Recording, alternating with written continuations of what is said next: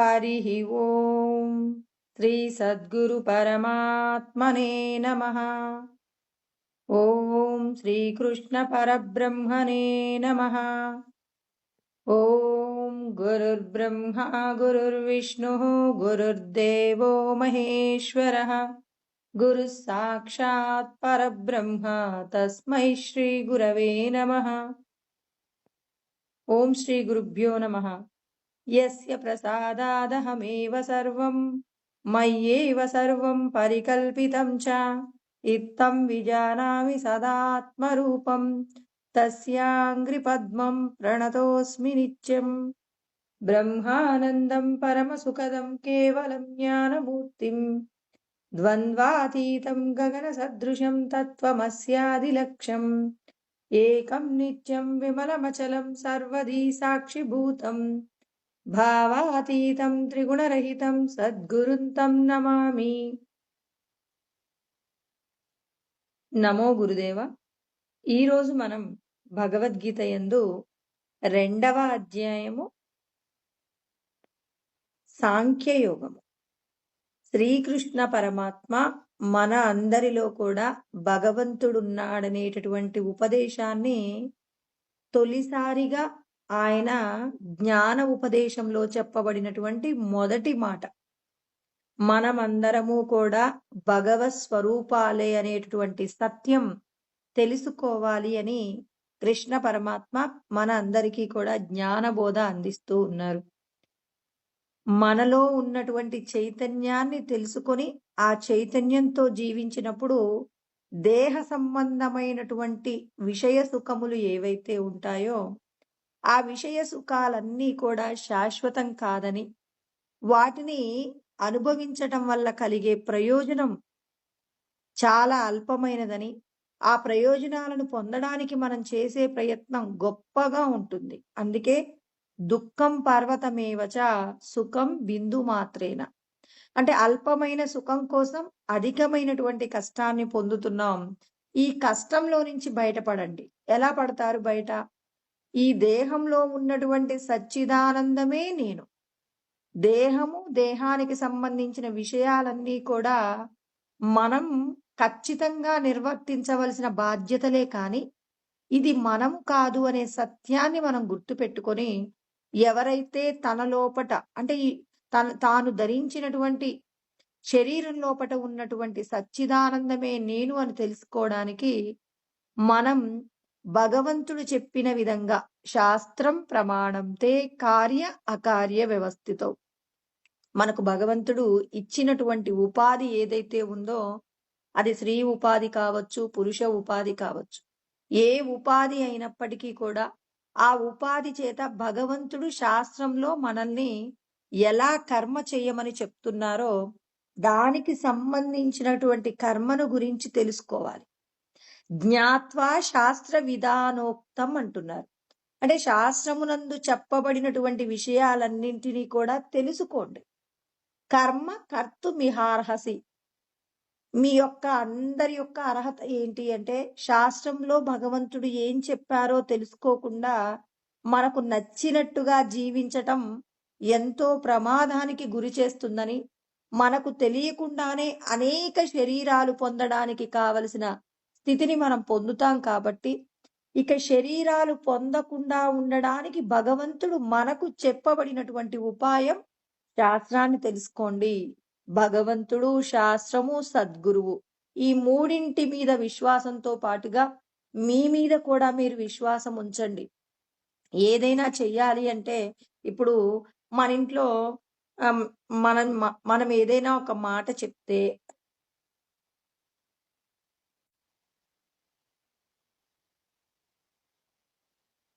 సత్య వస్తువు ఏదైతే ఉందో ఆ సత్యాన్నే మనం ఏం చేయాల్సి ఉంటుంది అంటే గుర్తు పెట్టుకుని మన యొక్క కర్మను నిర్వర్తించవలసి ఉంటుంది। అంటే నీ లోపట ఉన్నటువంటి పరబ్రహ్మ చైతన్యమే నీవు అనేటటువంటి జ్ఞానాన్ని కలిగి ఉండాలి। నీవు ఎప్పుడైతే నీ మీద నీకు నమ్మకాన్ని పోగొట్టుకుంటావు, అంటే మనకు అన్ని రకాలుగా సహకరించే వాళ్ళు మన కుటుంబంలో ఉన్నారు, మన దగ్గర సంపదలు ఉన్నాయి, అన్నీ ఉన్నప్పటికీ కూడా నేనిది చెయ్యగలను అనేటటువంటి విశ్వాసం గనక మనకి లేదనుకోండి, అన్నీ ఉన్నా దానివల్ల ప్రయోజనం ఉండదండి. అందుకే ముందు నీ మీద నీకు ఆత్మవిశ్వాసం ఉండాలి. ఆత్మవిశ్వాసము లేనిదే నువ్వు ఏ కార్యాన్నైనా చెయ్యలేవు అనే సత్యం ప్రతి ఒక్కరూ కూడా గుర్తుంచుకోవాలి. మన దగ్గర భగవంతుడు మనకు శాస్త్రమునందు అనేక రకములైన విషయాలను పొందుపరిచి ఉన్నారు. ఆ శాస్త్రాలను రంగరించి పోయగలిగినటువంటి సద్గురువులు ఉన్నారు. వీటన్నింటిని సృష్టించినటువంటి భగవత్ చైతన్యం మన మన మన వెంటనే ఉంది. కానీ మన మీద మనకు విశ్వాసం లేకపోవడం వల్ల మనం ఈ దేహ సంబంధమైనటువంటి కార్యాల మీద ఆధారపడుతూ సుఖం కోసం అని చెప్పేసి దృశ్య సంబంధమైన విషయాల మీద ఆధారపడుతూ ఉన్నామండి. అంటే దృశ్య సంబంధమైన విషయాల గురించిన చింతన నువ్వు చెయ్యాలని ఇక్కడ శ్రీరామచంద్రుడు చెప్తున్నారన్నమాట. శ్రీరామచంద్రుడు చెప్పేటటువంటి సత్యం ఏమై ఉంది అంటే, నేను ఈ దేహమును కాను అనే భావన ఉండాలి. తర్వాత నేను ఈ దేహానికి సంబంధించిన వాడను కూడా కాదు. చూడండి, దేహమును నేను కాదు, దేహానికి సంబంధించినదేది కూడా నాకు సంబంధం లేదనే జ్ఞానం ఉన్నప్పుడు మనం చేసే ప్రతిదీ కూడా మన కోసం మనం చేసుకోగలుగుతామండి. ఇప్పుడు ఇది నాది అంటున్నాననుకోండి, నాది అనే దానికోసం నేనెంతో ప్రయత్నం చేయాలి. ఇది నేను కాదు, నేను చెయ్యవలసినటువంటి ధర్మం. ఇప్పుడు నాకొక ఉద్యోగం ఉందండి. ఇప్పుడు ఆ ఉద్యోగాన్ని నేనవుతానా? కాదు. ఇది నేను చెయ్యవలసిన పని. అదే విధంగా ఈ దేహము నేను కాదు, నేను చెయ్యవలసినటువంటి కార్యము ఈ దేహానికి సంబంధించినవన్నీ కూడా నేను ఖచ్చితంగా నిర్వర్తించాలి. ఎందుకు నిర్వర్తించాలి? నేను ఉద్యోగం ఎందుకు చేస్తాను? నా కుటుంబ పోషణ కోసం ఉద్యోగం చేస్తాను. నేనెందుకు ఈ దేహానికి సంబంధించిన కార్యాలన్నీ చెయ్యాలి? భార్య, బిడ్డలు, సంపదలు, సమాజంలో హోదా ఇవన్నీ నేనెందుకు చెయ్యాలి? నా గురువుగారి దగ్గరికెళ్ళాక నేను ఆత్మని అనే జ్ఞానం బోధించారు గదా! ఇంక సరిపోతుంది గదా! నేను జ్ఞాన సాధన చేసుకుంటే ఇక సరిపోతుంది కదా! ఎందుకు నాకివన్నీ అంటే, ఉద్యోగం చేస్తే కుటుంబం యొక్క పోషణ ఎలా జరుగుతుందో, దేహ సంబంధమైన కార్యములు చేస్తూ ఉంటే లోపట ఉన్నటువంటి ఆత్మ యొక్క శక్తి కూడా పెరుగుతుంది. సమర్థవంతమైన ఉద్యోగమునందు ధర్మం పాటిస్తే ఎప్పటికీ కూడా కుటుంబానికి కష్టం రాదు. అలా కాకుండా అధర్మంతో సంపాదించి ఇవాళ కుటుంబాన్ని గొప్పగా చూసుకున్నాం. ఏదో ఒక రోజు మన అవినీతి బయటపడినప్పుడు కుటుంబానికి కూడా చెడ్డ పేరు వస్తుంది. ఉన్న సంపదలన్నీ కూడా గవర్నమెంట్ ఏం చేస్తుంది? సీల్ చేస్తుంది. గొప్పగా బతికిన కుటుంబం ఇవాళ వీధిన పడుతుంది. అదే విధంగా దేహ సంబంధమైన విషయాలలో మనం ధర్మాన్ని తప్పి ప్రవర్తించామనుకోండి, లోపట ఉన్న జీవుడు మళ్ళీ శరీరాలను పొందాలి. అలా కాకుండా ఈ దేహ సంబంధమైన విషయాలలో ధర్మాన్ని పట్టుకొని ధర్మ సంబంధమైన కార్యాలు ఎన్ని కష్టాలొచ్చినా ధర్మాన్ని తప్పకుండా భగవంతుడి శాస్త్రమునందు చెప్పబడిన ప్రతి సత్యాన్ని కూడా ఆచరించే ప్రయత్నం కొద్దిగా కష్టమైనా ఓర్చుకొని మనం చేశామంటే లోపట ఉన్న జీవుణ్ణి మనం ఏం చేస్తాం? ఇక దేహములు పొందవలసిన అవసరము లేకుండా సంసారం అనేటటువంటి బంధనములో నుంచి విడిపించడానికి మనం చేసే ప్రయత్నము అని మనమందరం కూడా గుర్తుపెట్టుకోవాలి అని శ్రీరామచంద్రుడు మనుషులందరూ కూడా దేని చేత బంధింపబడుతున్నారంటే దేహ బంధములన్నీ నావి అనే భావన చేత ఆ బంధములకు సంబంధించినటువంటి తాను చేసే కార్యాలలో ధర్మాన్ని పాటించకపోవడం వల్ల ఏది సత్యమో ఏది అసత్యమో తెలుసుకోలేక అందరూ కూడా మోహంలో చిక్కుకుంటున్నారని శ్రీరామచంద్రుడు చెప్తూ ఉన్నారు. ఇంకా మనమందరం దేని చేత మోసపోతున్నామో కూడా చెప్తున్నారండి. నకించిదపి దృశ్యేస్మిన్ సత్యం, అంటే దృశ్య సంబంధమైన విషయాలలో ఏది కూడా సత్యం లేదు. ఇందులో సత్యం ఉంది, నా భార్య సత్యం, నా పిల్లలు సత్యం అని మనం అనుకుంటున్నాం. మనం కలగంటున్నప్పుడు కలలో కూడా భార్య, పిల్లలు, సంపద ఇవన్నీ ఉంటాయి. మనం ఆ కలలో కూడా అందరితో కలిసే ఉంటాం. కానీ కలలో నుంచి బయటకొచ్చాక అక్కడ వేరొక భార్య ఉంటుంది, వేరు పిల్లలుంటారు. అక్కడున్న నీ హోదా, నీ ఉద్యోగం అన్నీ వేరుగా ఉంటాయి. మళ్ళీ కళ్ళు తెరిచి చూసిన తర్వాత ఇక్కడ భార్య, ఇక్కడ పిల్లలు, ఇక్కడ ఉన్నటువంటి పరిస్థితులు వేరుగా ఉన్నాయి. అంటే ఇప్పుడు అక్కడ జరుగుతున్నంత సేపు అది సత్యం స్వప్నంలో. ఇక్కడ ఇది జరుగుతున్నంత వరకు ఇది సత్యం. కానీ నిన్న జరిగిన విషయాలలో ఏదైనా ఈరోజు నువ్వు వెనక్కి తీసుకురాగలుగుతావా? నువ్వు సత్యం తెలియనంత వరకే ఇది సత్యం, సత్యం అనుకుంటున్నావు. ఇదంతా కూడా ఒక నాటకం అనేటటువంటి జ్ఞానము నీకు కలగాలి. అందుకే దృశ్య సంబంధమైన విషయాలన్నీ కూడా నశించిపోయేవనే సత్యాన్ని గుర్తుంచుకోమని ఇక్కడ శ్రీరామచంద్రుడు చెప్తూ ఉన్నారు. ఇంకా ఆయన చెప్తూ ఉన్నారండి. ఏమంటున్నారు? తాన్ హతాత్మనా చిత్రం. అంటే అంతర్గత సంబంధమైన అంటే మనసుతో చేసేటటువంటి ఏవైతే మన సంకల్ప వికల్పాలుంటాయో ఇవన్నీ కూడా అంటే సూక్ష్మ శరీరానికి సంబంధించి మాట్లాడుతున్నారనమాట. ఇవన్నీ కూడా నశించిపోయేవే. ఇవి కూడా మరి మనందరినీ కూడా ప్రమాదంలో పడవేసేవే. ఇవన్నీ నాశనము పొందినటువంటి వస్తువులే తప్ప శాశ్వతమైనటువంటివి కానే కాదు. దగ్ధ శరీరేన జనత విప్రలభ్యతే అంటున్నారు.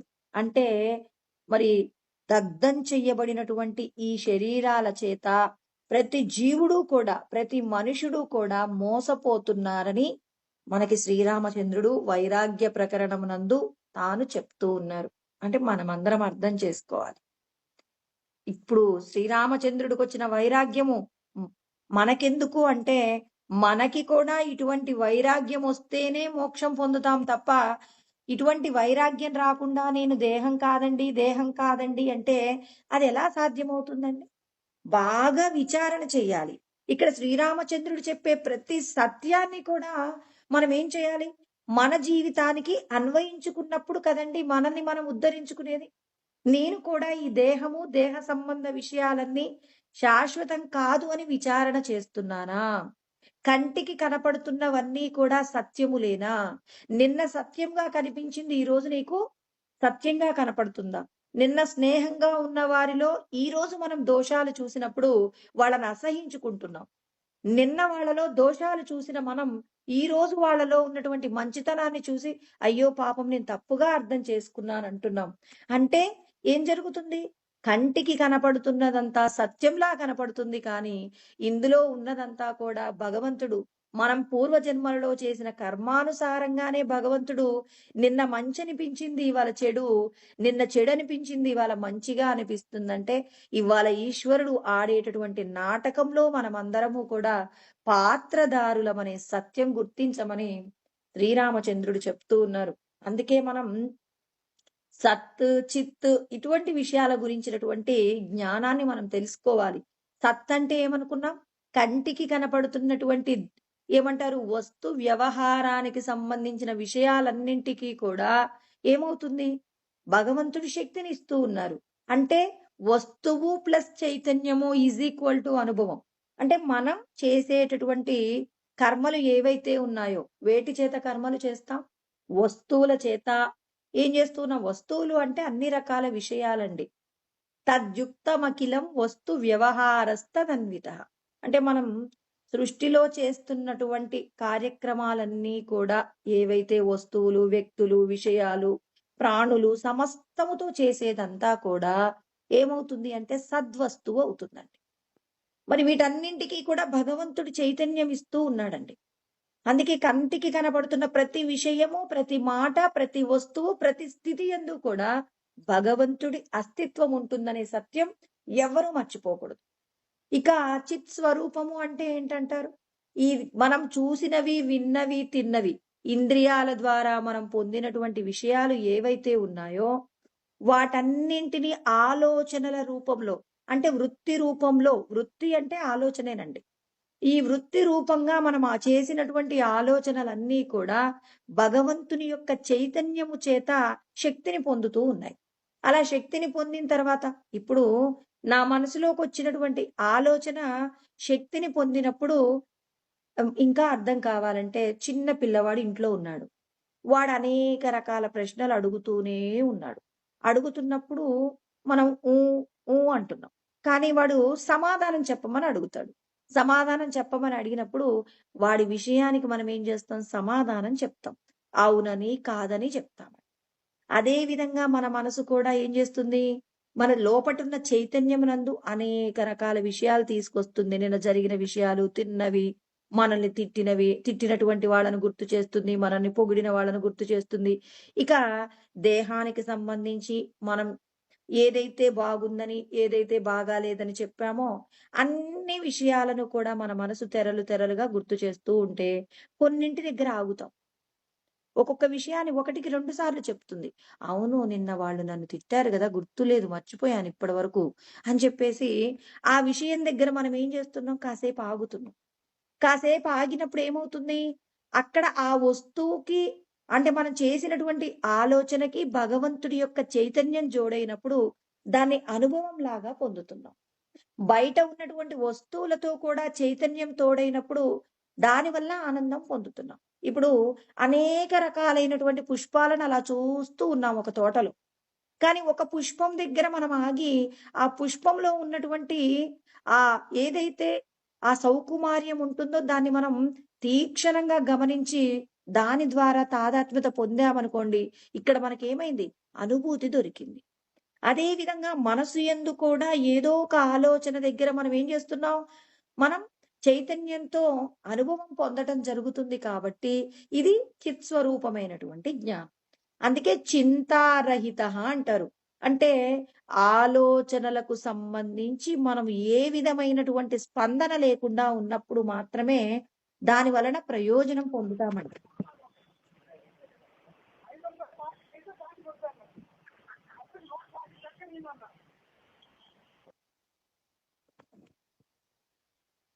శ్రీకృష్ణ పరమాత్మ మన అందరికీ కూడా జ్ఞానబోధ చేస్తూ ఉన్నారు. ఎటువంటి జ్ఞానబోధ చేస్తున్నారు? సత్యమును తెలుసుకోండి అంటున్నారు. సత్యం ఏంటి? ఈ దేహము నేను కాదు, దేహమునందు ఉన్నటువంటి సచ్చిదానందమే నేను. అలా అనుకోవాలి అంటే, ఈ సచ్చిదానంద స్వరూపంగా ఉన్న చైతన్యం మనమే అని మనమని గుర్తుపెట్టుకోవాలి. అందుకే సత్తు గురించి తెలుసుకోవాలి, చిత్తు గురించి తెలుసుకోవాలి. చింతారహిత అంటే ఏంటి? ఆలోచనలలో మరి చైతన్యం ఉందా అంటే, మనము మనస్సులో ఏంటి రకరకాల ఆలోచనలు కదులుతున్నప్పుడు, ఆ ఆలోచనను మనం ఒక్క క్షణం ఆగి దాన్ని రిసీవ్ చేసుకున్నప్పుడు మాత్రమే ఏమవుతుంది అంటే, ఇప్పుడు అది అనుభవంగా మారుతుంది.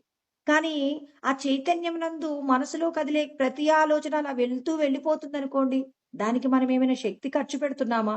ఏమీ ఖర్చు పెట్టట్లేదు. నేనిక్కడ కూర్చున్నాను, అనేక రకాల వస్తువులు చూస్తున్నాను, కానీ దేనికి స్పందించట్లేదండి. ఇప్పుడు నా శక్తికి సంబంధించి ఏ ఇబ్బంది లేదు.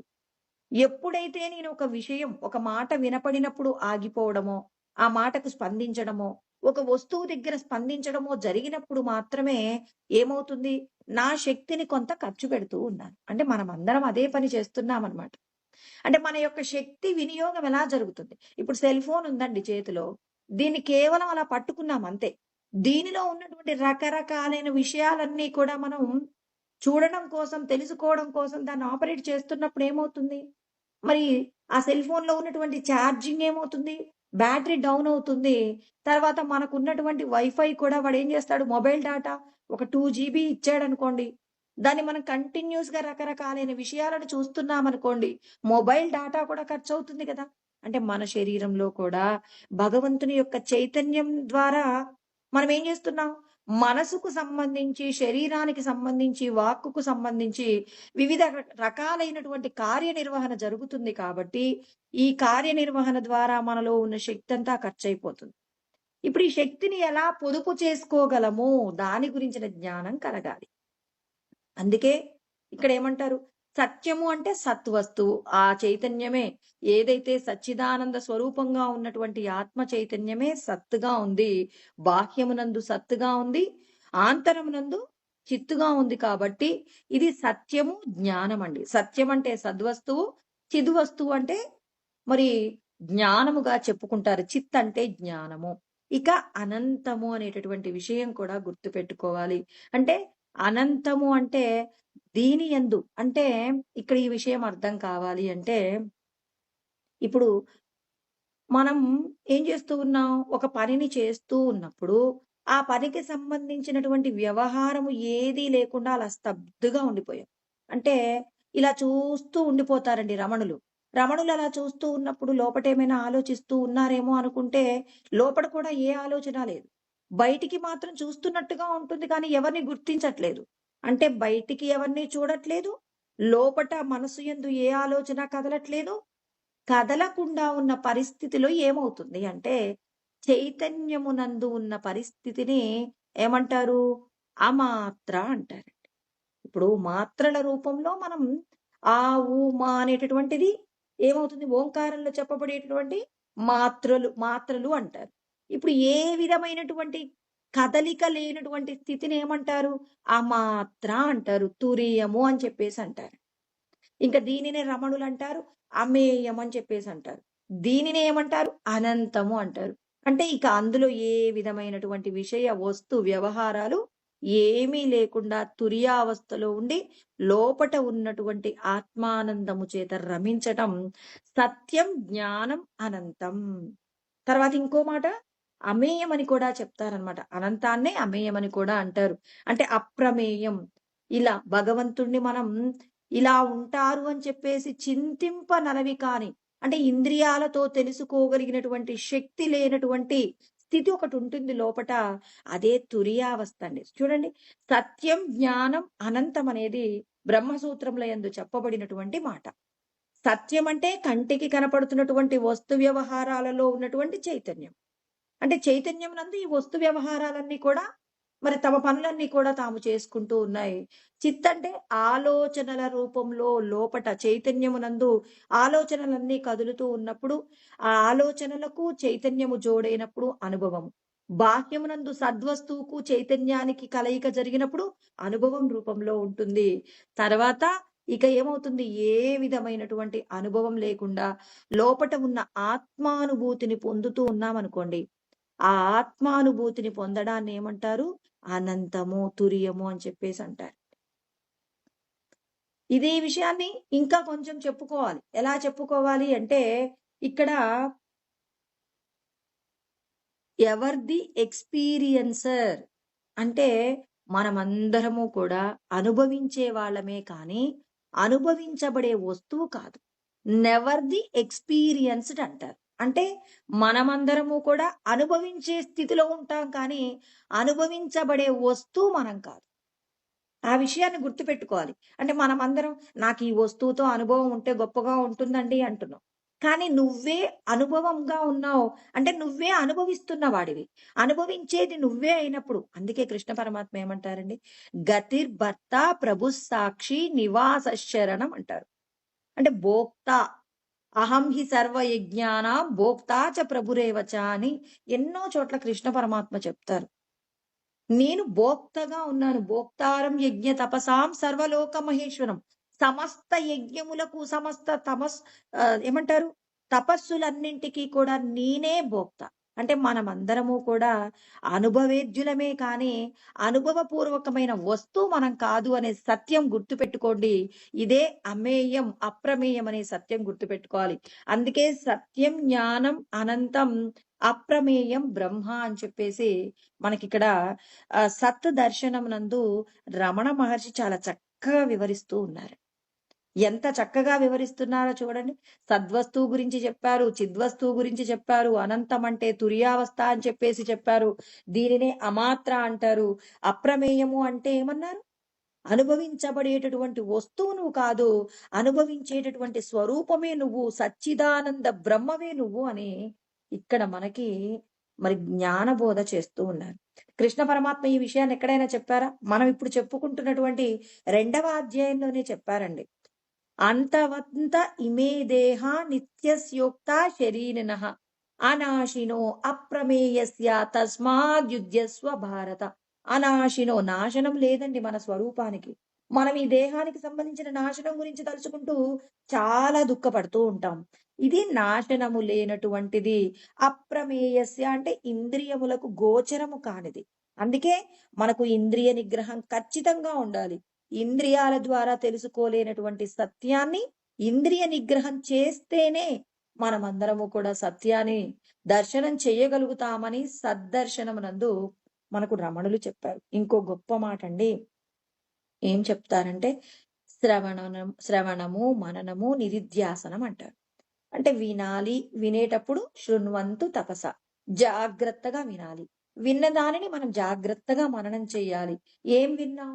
ఈ దేహము నేను కాదు అనేటటువంటి జ్ఞానాన్ని తెలుసుకున్న తర్వాత మనం ఏం చేయాలి? మననం చేయాలి. నేను ఈ దేహం కాదు, ఈ దేహం కాదు, నేను సచ్చిదానంద స్వరూపమే అని చెప్పేసి మననం చేసినప్పుడు నిధిధ్యాసనం అంటే ఇక్కడ మనకి ఏమంటారంటే వేదాంతిక్ మెడిటేషన్ అంటారండి. ఈ నిధిధ్యాసనం గురించి మాట్లాడినప్పుడు. అంటే ఏంటి ఇక్కడ? నిధిధ్యాసనాన్ని ఎందుకు వేదాంతిక్ మెడిటేషన్ అన్నారంటే, ఇప్పుడు దీని గురించి మనం ఒక మాట చెప్పుకుంటే, ఇప్పుడు ఈ దేహానికి సంబంధించి మీరెవరండి అంటే తడబడతానా నేను? నేనెవరు అంటే ఎక్కడ ఎవరింట్లో పుట్టానో, స్త్రీ, పురుషుడు ఇలా నేనెక్కడ పుట్టానో, దీనికి సంబంధించిన ప్రతి విషయం చెప్తాను. నా పేరు ఇదండి, నేనింత చదువుకున్నానండి, నేనిలా పలానా, పలానా, పలానా అని నా బయోడేటా అంతా చెప్తాను. దీని గురించి ఎవరైనా తడబడతారా? దీన్ని ఎప్పుడు గుర్తుపెట్టుకుంటారా? అమ్మో! నేను రోజు మననం చెయ్యాలి. నేనేం చదువుకున్నానో నేను గుర్తుపెట్టుకోవాలి. నా పేరేంటో నేను గుర్తుపెట్టుకోవాలి. నేనెలా ఉంటాను అనే దాని గురించి మరి నేను ఈ విషయాలన్నీ గుర్తుపెట్టుకోవాలని మనం ఎప్పుడైనా అనుకున్నామా? అసలు దీని గురించి ఆలోచన చేశామా? రమణులు అంటున్నారు. అంటే ఈ దేహానికి సంబంధించిన ఏ విషయం గురించి మీరు ఎక్కువ సార్లు మననం చెయ్యలేదు. అయినా మీరెవరు అనంటే వెంటనే ఏమంటాం? నా పేరు పలానా అని చెప్తున్నానా లేదా? చెప్పడానికి తడబాటు పొందేవాళ్ళెవరు? పిచ్చివాళ్ళు తడబాటు పడతారు. ఉన్మాది తడబడతాడు. ఎందుకంటే వాడికి తనెవరో తనకు తెలియదు కాబట్టి తడబడతారు. మిగిలిన వాళ్ళెవరైనా తడబడతారా? తడబడరు. మరి మనమేంటి? మరి మీరెవరు అంటే, మనం నేను బ్రహ్మమే అనేటటువంటి నిధిధ్యాసనం లోపల జరగాలి కదండీ! నేను అహం బ్రహ్మాస్మి, నేను బ్రహ్మమునే అనేటటువంటి ఆ స్మరణ మనకుండాలి. ఏవం నిరంతరభ్యస్త బ్రహ్మైవాస్మీతి వాసన హరత్య విద్యా విక్షేపాన్ రోగానివ రసాయనమని శంకరాచార్యుల వారు ఆత్మబోధలో చెప్పారు. చూడండి, ఇక్కడ కృష్ణ పరమాత్మ భగవద్గీతలో చెప్పారు. రమణ మహర్షి మరి ఆయన చెప్పినటువంటి గ్రంథంలో చెప్పారు. సత్యదర్శనం అనేటటువంటి గ్రంథంలో చెప్పారు. ఇక్కడ శంకరాచార్యుల వారు ఆత్మబోధలో చెప్పారు. ఏవం నిరంతరభ్యస్త అంటే నేను నిరంతరము స్మరణ చేయాలి. ఏమని? బ్రహ్మ ఏవాస్మీతి వాసన. నేను బ్రహ్మమునే కాని ఈ దేహమును కాదు అనేటటువంటి భావన మన మనసు యందు మనం పుట్టినప్పటి నుంచి మన తల్లిదండ్రులు నువ్వు నీ పేరు ఇది అని చెప్పేసి మనకొక ఐడెంటిటీ ఇచ్చినప్పుడు అది ఎలా గుర్తు పెట్టుకున్నామో, గురువు గారి దగ్గరికి వెళ్ళి జ్ఞానబోధను తెలుసుకున్న తర్వాత కూడా ఎంతగా నువ్వు స్మరణ చేస్తే నేను ఆత్మని సచ్చిదానంద స్వరూపమే, నేను అనుభవపూర్వకమైనటువంటి వస్తువును కాదు, అనుభవాన్ని పొందేటటువంటి భోక్తనే నేను అని ఎప్పుడు కూడా మనం ఈ విషయాన్ని గుర్తుపెట్టుకుంటే హరత్య విద్యా విక్షేపాన్ అంటే ఈ దేహానికి సంబంధించిన ఏ విషయము నేను కాదు అనేటటువంటి మాలిన్యం నుండి మనం బయటపడటానికి, దేహ సంబంధమైన సుఖదుఖములు వచ్చినప్పుడు సుఖమునందు పొంగిపోయి దుఃఖమునందు కృంగిపోయేటటువంటి స్థితి రాకుండా మనల్ని మనం రక్షించుకోవడానికి ప్రతి ఒక్కరూ కూడా ఇటువంటి ప్రయత్నం చెయ్యాలి అని చెప్పి రమణ మహర్షులు ఆత్మానుభూతిని సులభంగా పొందడానికి ఈయన చెప్పిన విధం నేనెక్కడా కూడా చదవలేదండి. సద్వస్తువు, అసద్వస్తువు, తర్వాత మరి సత్యము, చిత్, జ్ఞానము అనేటటువంటి చిత్ అంటే జ్ఞానం అని తెలుసు కానీ మరి లోపట ఉన్నటువంటి విషయాలు ఆలోచనల రూపంలో పొందినటువంటి జ్ఞానము, తర్వాత సద్రూపంలో ఉన్నటువంటి జ్ఞానము, దీని గురించి చక్కగా వివరించినటువంటి గ్రంథం మరి సత్య దర్శనం అనేటటువంటి గ్రంథంలో చాలా చక్కగా వివరణ చేశారనమాట. అంటే ఎంత సామాన్యులకైనా తన పరిస్థితిని తాను అనుభవపూర్వకంగా తెచ్చుకోవడానికి చాలా గొప్పగా వివరణ చేసి ఉన్నారు. వీలైతే మీరు కూడా సత్యదర్శనం అనేటటువంటి గ్రంథాన్ని అధ్యయనం చేసేటటువంటి ప్రయత్నం చేయండి. ఇంకా బాగా అర్థమవుతుందేమో. ఇక్కడ మరి నిధిధ్యాసనం అంటే మనకి ఎప్పుడు గుర్తుండాలి. అలా గుర్తున్నప్పుడు ఏమవుతుంది? మనలో ఉన్నటువంటి ఈ దేహమే నేను అనేటటువంటి అజ్ఞానమంతా పోతుంది అన్నారు. ఇక్కడ శ్రీరామచంద్రుడు మాట్లాడుతూ ఉన్నాడు. అంటే ఈ దేహానికి సంబంధించి మనమందరం ఏమనుకుంటున్నాం? చాలా గొప్పది అనుకుంటున్నాం. ఈ గొప్పదాని గురించి ఈయన ఒక మాట చెప్తాడు. ఏమంటారంటే మేఘము ఏమంటారు మెరుపు, శరత్కాల మేఘము, గంధర్వ నగరము, ఇవన్నీ గొప్ప గొప్పవి అనుకుంటాం. మేఘము అంటే మెరుపు అంటే ఎంత గొప్పదో అనుకుంటాం. శరత్కాలంలో ఉండేటటువంటి మేఘాన్ని తలుచుకుంటే కూడా ఎంతో ఆనందం పొందుతాం. తర్వాత గంధర్వ నగరం అంటే అబ్బా! ఎన్ని రకాలైనటువంటి భోగములుంటాయని, ఒకదానికి మించి ఒక్కొక్క దాని మీద మనకేమవుతుందంటే, దాని మీద అనురక్తి కలుగుతుంది. అంటే వీటి యందు ఎవరికైతే స్థిరమైనటువంటి భావన కలిగి ఉంటుందో, అలాంటి వాళ్ళందరూ కూడా ఏమవుతారు? వ్యామోహంలో పడిపోతారు. అనేక రకములైన ప్రబల దోషములు చెయ్యడానికి కారణమైనది ఏమిటి అంటే, వీటి మీద మనకి మమకారం ఉన్నప్పుడు. శ్రీరామచంద్రుడు అంటున్నారు, మెరుపు యందు శరత్కాల మేఘమునందు గంధర్వ నగరము యందు వీటన్నింటినీ కూడా నేను జయించి ఉన్నాను. మరి వీటన్నింటి యందు మమత్వం కలిగి అనేక దోషాలకు కారణమైనటువంటి ఈ శరీరాన్ని నేను ఎలా చూస్తున్నానంటే తృణములాగా భావన చేస్తున్నాను. తృణము అంటే గడ్డిపోచ అండి. గడ్డిపోచ గడ్డిపోచ ఎంత తేలికైనదో, దానికి ఎంత విలువ లేకుండా ఉంటుందో, ఎంత అల్పమైనదో, అంత అల్పమైనటువంటి వస్తువుగా ఈ శరీరాన్ని చూసినప్పుడే ఈ దేహ సంబంధమైన సుఖాల నుండి విడిపడగలుగుతాం. అలా విడిపడాలి అంటే మనం ఏం చేయాలి? విచారణ చేయాలి. అలా విచారణ చేసినప్పుడు మాత్రమే ఈ దేహానికి సంబంధించి కొన్ని సుఖాలు వస్తాయని చెప్పేసి శ్రీరామచంద్రుడు చెప్తూ ఉన్నారనమాట. ఏంటి? శృంగార సంబంధమైనటువంటి మరి చిత్ర విచిత్రమైనటువంటి విషయ సుఖాల గురించినటువంటి మోహమునందు జనులు ఏం చేస్తూ ఉంటారు? యవ్వనమునందు ప్రతి ఒక్కరూ కూడా భీకరమైనటువంటి అరణ్యంలో చిక్కుకుంటారు. వివరణ చూడండి ఎంత బాగా చేస్తున్నారు. చిత్ర విచిత్రములైనటువంటి విషయ సుఖాలు ఏవైతే ఉన్నాయో శృంగారానికి సంబంధించి, ఇక్కడ ఉన్నటువంటి ఈ విధమైనటువంటి విషయముల యందు ఎవరైతే మోహము చేత చిక్కుకునేటప్పుడు, ఆ చిక్కుకునే వయస్సేంటట? యవ్వనమునందు చిక్కుకుంటారండి. మరి ఆ చిక్కుకున్నటువంటి చిక్కుబాటు ఎలా ఉంటుందట? భీకరమైనటువంటి అరణ్యమునందు చిక్కుకున్నటువంటి వాడు బయటికి రావటం ఎంతటి కష్టమో, ఎంతటి దుస్సాహసమో, అలాగే ఇక్కడ విషయ సుఖములయందు చిక్కుకున్నటువంటి వ్యక్తి కూడా అంతటి ప్రమాదంలో పడిపోతున్నాడు. ఈ విషయ సుఖములయందు ఎవరైతే తగులుకొనక బయటపడి ఉంటారో వాళ్ళు మాత్రమే ధీరుడు అని చెప్పేసి శ్రీరామచంద్రుడు అంటున్నారు. అంటే ఏదైనా విచారణ చెయ్యండి. అయ్యో దీనిని నేను విచారణ చేయకూడదు, అయ్యో నేను ఈ మాట విచారణ చేస్తానా అంటే, మరి విచారణ చెయ్యకపోతే ఇప్పుడు మనం అనుకుంటాం, నాకు ఏ పదార్థం మీద వ్యామోహం లేదు అని నేను అనుకుంటాను. ఒక్కొక్క కూరగాయ గురించి ఆలోచించానండి. ఆలోచిస్తే దీని మీద ప్రేమ లేదు, దీని మీద ప్రేమ లేదని ఇంకా అన్ని కూరగాయలు వచ్చాయిలే అనుకున్నాను. ఇక దేని మీద నాకు వ్యామోహం లేదనుకున్నాను. ఈ లోపల ఎవరో ఒక కొత్త రకమైనటువంటి పంట పండించానని ఒక పదార్థం తీసుకొచ్చి పెట్టారు.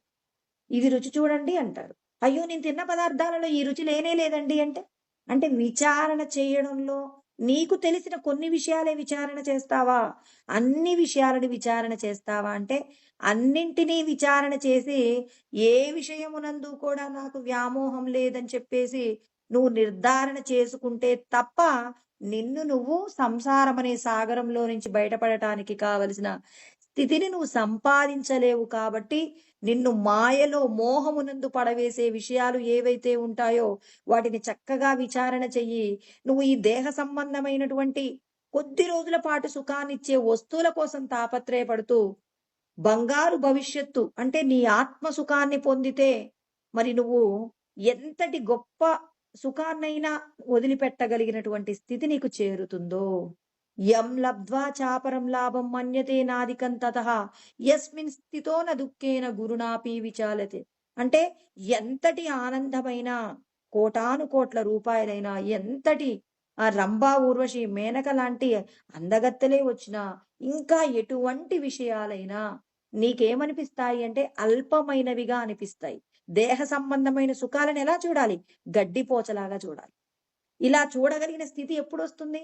అంతకంటే గొప్పదైన వస్తువుని అనుభూతి పొందితే అంటాం. ఇప్పుడు ఒక వ్యక్తి అంటాడండి, నాకు 10 లక్షల రూపాయల కారు కొనుక్కోవడం నా జీవిత లక్ష్యం అండి అంటాడు. ఎవరితో?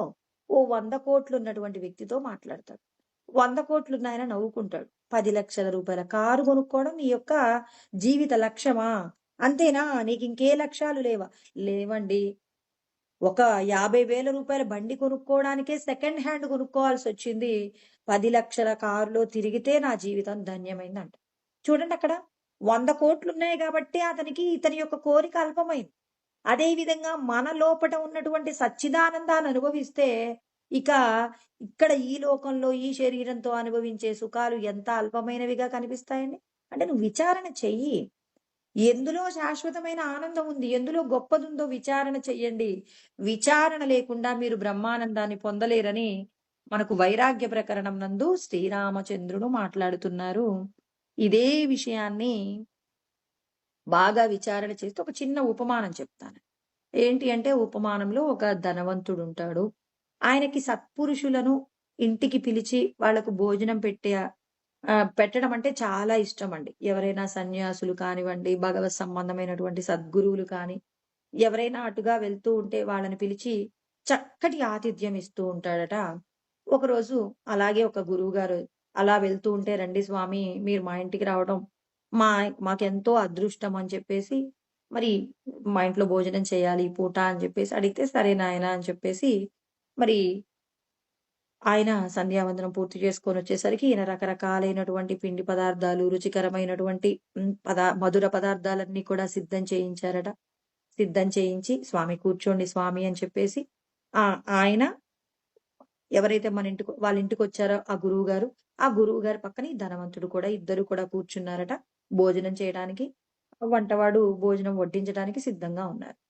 అలా ఉన్నప్పుడు ఈయన ఆయన చేయించినటువంటి ప్రతి పదార్థం గురించి చాలా చక్కగా వర్ణిస్తూ ఒక పాయసం గురించి మాత్రం, "స్వామి ఈ పాయసంలో అమృతం లాంటి రుచి రావడం కోసం అని చెప్పేసి నేనేం చేశానంటే, రకరకాలైనటువంటి సుగంధ ద్రవ్యములు, ఎన్నో రకాలైనటువంటి మంచి మంచి విషయాలన్నీ కూడా ఇందులో అంటే జీడిపప్పు, కిస్మిస్ ఇలా ఏవైతే ఉంటాయో నెయ్యి, ఇవన్నీ ఎంత అవసరమో అంతకు మించిన మోతాదులో వేయించి చాలా గొప్పగా చేయించానండి.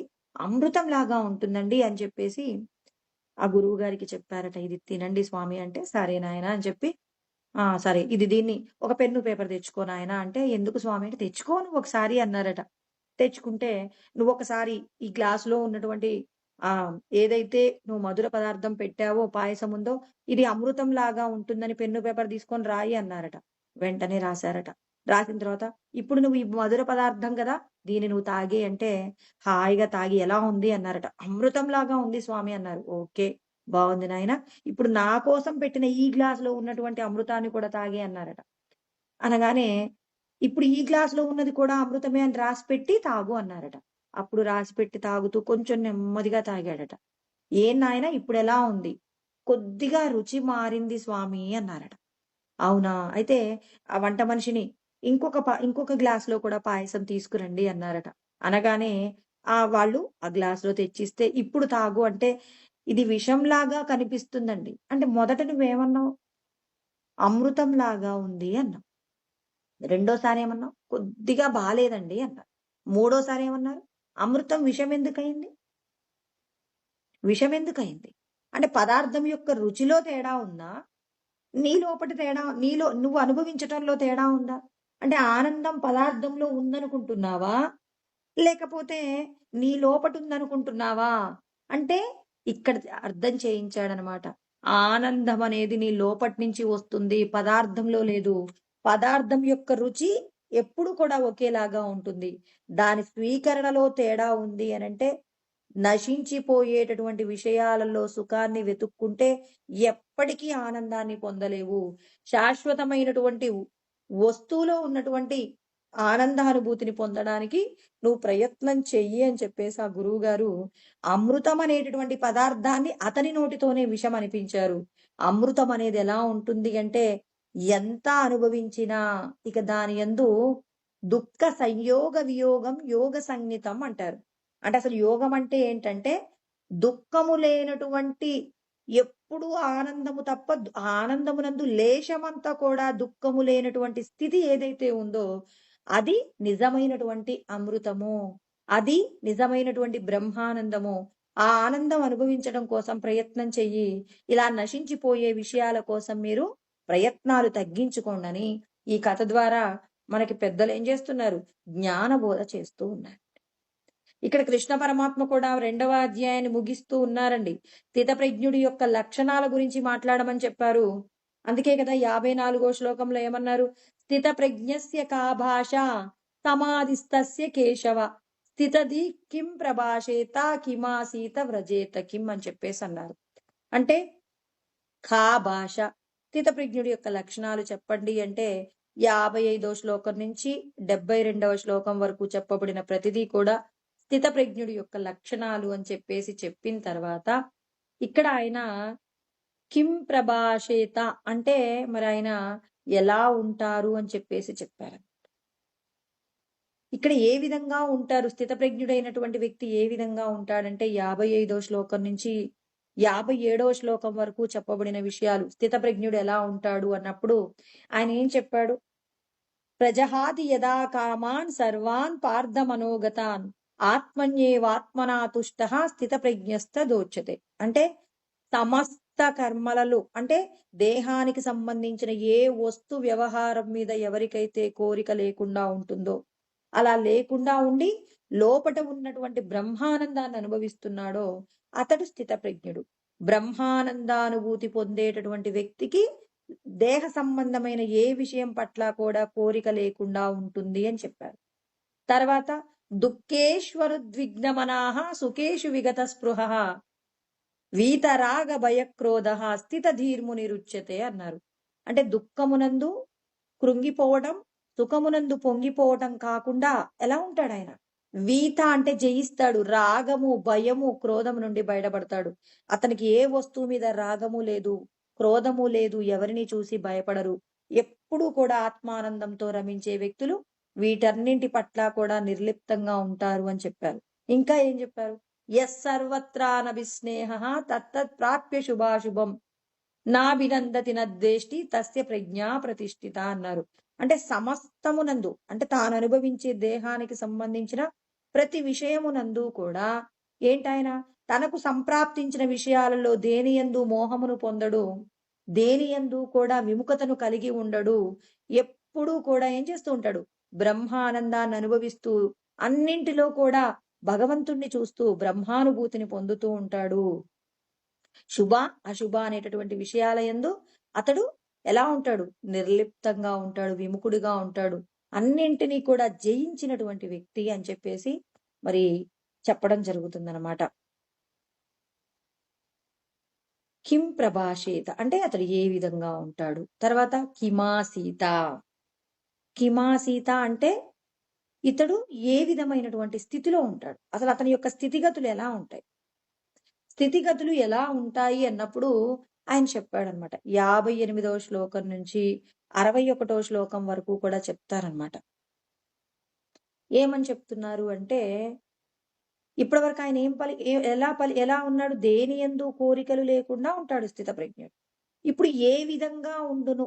స్థితది కిం ప్రభాషేత కిమాసీత అంటే ఏ విధంగా ఉండును, అతని ప్రవర్తన ఏ విధంగా ఉంటుంది. ప్రవర్తన ఎలా ఉంటుందట? ఆయన ప్రతి విషయంలో కూడా చాలా జాగ్రత్తగా ఉంటారు. తాబేలు యదా సంహరతే చాయం కూర్మోంగానీవ సర్వశః ఇంద్రియాని ఇంద్రియార్థేభ్య తస్య ప్రజ్ఞా ప్రతిష్ఠిత. అంటే తాబేలు ఎలా అయితే తనకు ప్రమాదం వస్తుందన్నప్పుడు అవయవాలను లోపడి ముడుచుకుంటుందో, ఇతనికి కూడా సుఖము కాని దుఃఖము కాని వస్తుందనుకున్నప్పుడు తానేం చేస్తాడు? ఆ ఇంద్రియాలన్నింటినీ కూడా ఎలా వాడుతాడు? కళ్ళుండి గుడ్డివాడిలాగా ఉంటాడు, చెవి ఉండి చెవిటివాడిలాగా ఉంటాడు, నోరుండి మూగవాడిలాగా ఉండి ఇంద్రియాలను ఏం చేస్తాడు? నిగ్రహించుకుంటాడు అని చెప్పారు. అలా ఇంద్రియ నిగ్రహం చేసుకుంటాడు.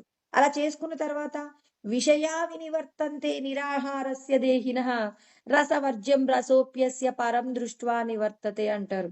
అంటే ఇక తాను ఇంద్రియాలను నిగ్రహించుకుంటాడు, తినకూడదు వినకూడదన్న విషయాలన్నీ నిగ్రహించుకుంటాడు. కానీ మరి ఎక్కడో ఒక చోట ఒక మూలలో వాసనలు మిగిలిపోతాయి. ఆ వాసనలు మిగిలిపోవడానికి ఏం చేస్తాడు అంటే ఇక్కడ ఏం చెప్పారు? మొట్టమొదట వాసనాక్షయం, తర్వాత మనస్సులో ఉన్నటువంటి సమస్త కోరికలు నాశనం కావాలి. కాబట్టి మనోనాశం కావాలి అంటే పరమాత్మతో ఉన్నటువంటి అనుభూతిని పొందుతాడనమాట. అలా అనుభూతిని పొందినప్పుడు తత్వదర్శనం అయినప్పుడు భగవంతుడు అనుభూతిలోకి వచ్చినప్పుడు ఇక తనకి ఏమవుతుంది? ఇంద్రియాల యొక్క నిగ్రహం జరిగింది. వాసనలన్నీ నశించిపోయాయి. మనస్సు యందు ఏ కోరికలు లేకుండా పోయాయి. తాను బ్రహ్మానందానుభూతిని పొందుతాడు. అలా పొందుతూ ఉన్నప్పుడు ఏమవుతుంది అంటే, మరి ఇంద్రియాలన్నీ కూడా ప్రమాదంలోకి తీసుకొని వెళ్తూ ఉంటాయన్నమాట. ఎలాంటి ప్రమాదము అనంటే, ఇంద్రియాని ప్రమాదీని హరంతి ప్రసభం మనః.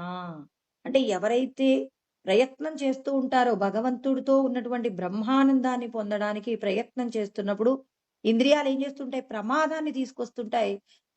ఎప్పటికప్పుడు ఏం చేస్తూ ఉంటాయి? ప్రమాదంలోకి ముంచెత్తేటటువంటి ప్రయత్నం చేస్తుంది. సముద్రంలో ఓడ ప్రయాణం చేస్తూ ఉన్నప్పుడు ఏమవుతుంది? అటుగా వీచేటటువంటి వాయువులన్నీ కూడా పడవ యొక్క ప్రయాణాన్ని పక్కకు జరిపేటట్టు, అదేవిధంగా ఇంద్రియాలను ఎంత నిగ్రహించినా ఏదో ఒక ఇంద్రియం ఏం చేస్తుంది అంటే మనల్ని పక్కతోవ పట్టించే ప్రయత్నం చేస్తూ ఉంటుంది. అలా ప్రయత్నం చేస్తున్నప్పుడు సాధకుడు ఏం చేస్తాడు? తాని సర్వాణి సంయమ్య యుక్త ఆసీత మత్పరః వశైః యస్యేంద్రియాని తస్య ప్రజ్ఞా ప్రతిష్ఠిత.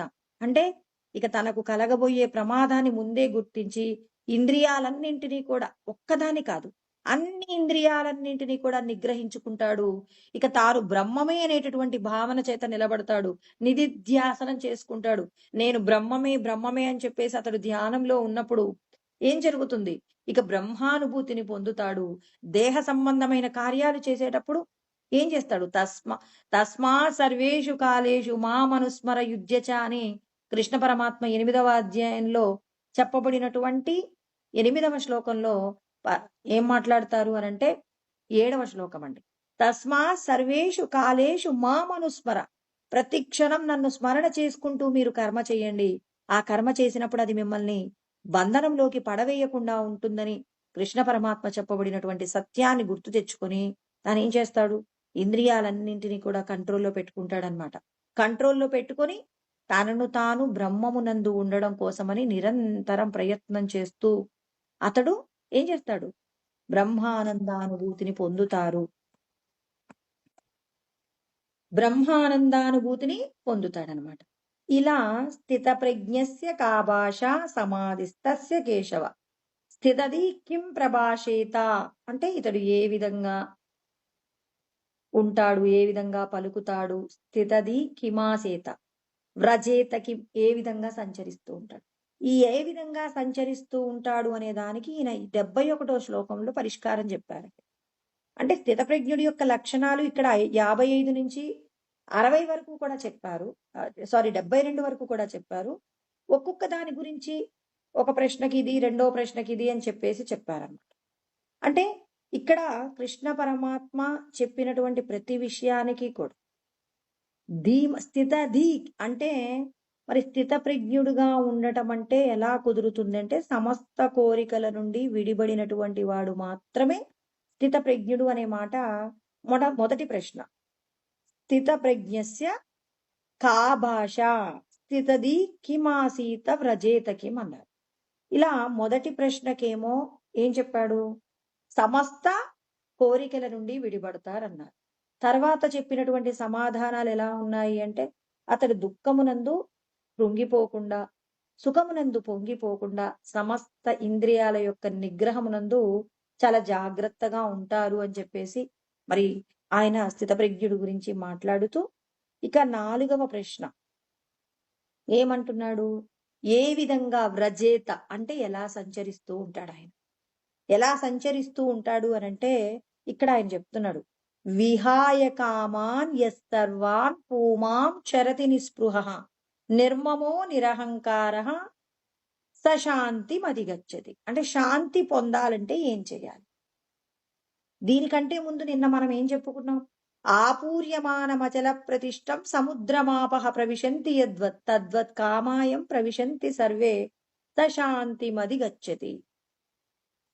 సశాంతి మాప్నోతి న కామకామి అంటారు. అంటే మరి ఎవరైతే పరమశాంతిని పొందడం కోసం అని చెప్పేసి నిరంతరం ప్రయత్నం చేస్తూ ఉన్నారో, ఈ సుఖాన్ని పొందిన తర్వాత యం లబ్ధ్వా చాపరే లాభం మన్యతే నాదికం తతః.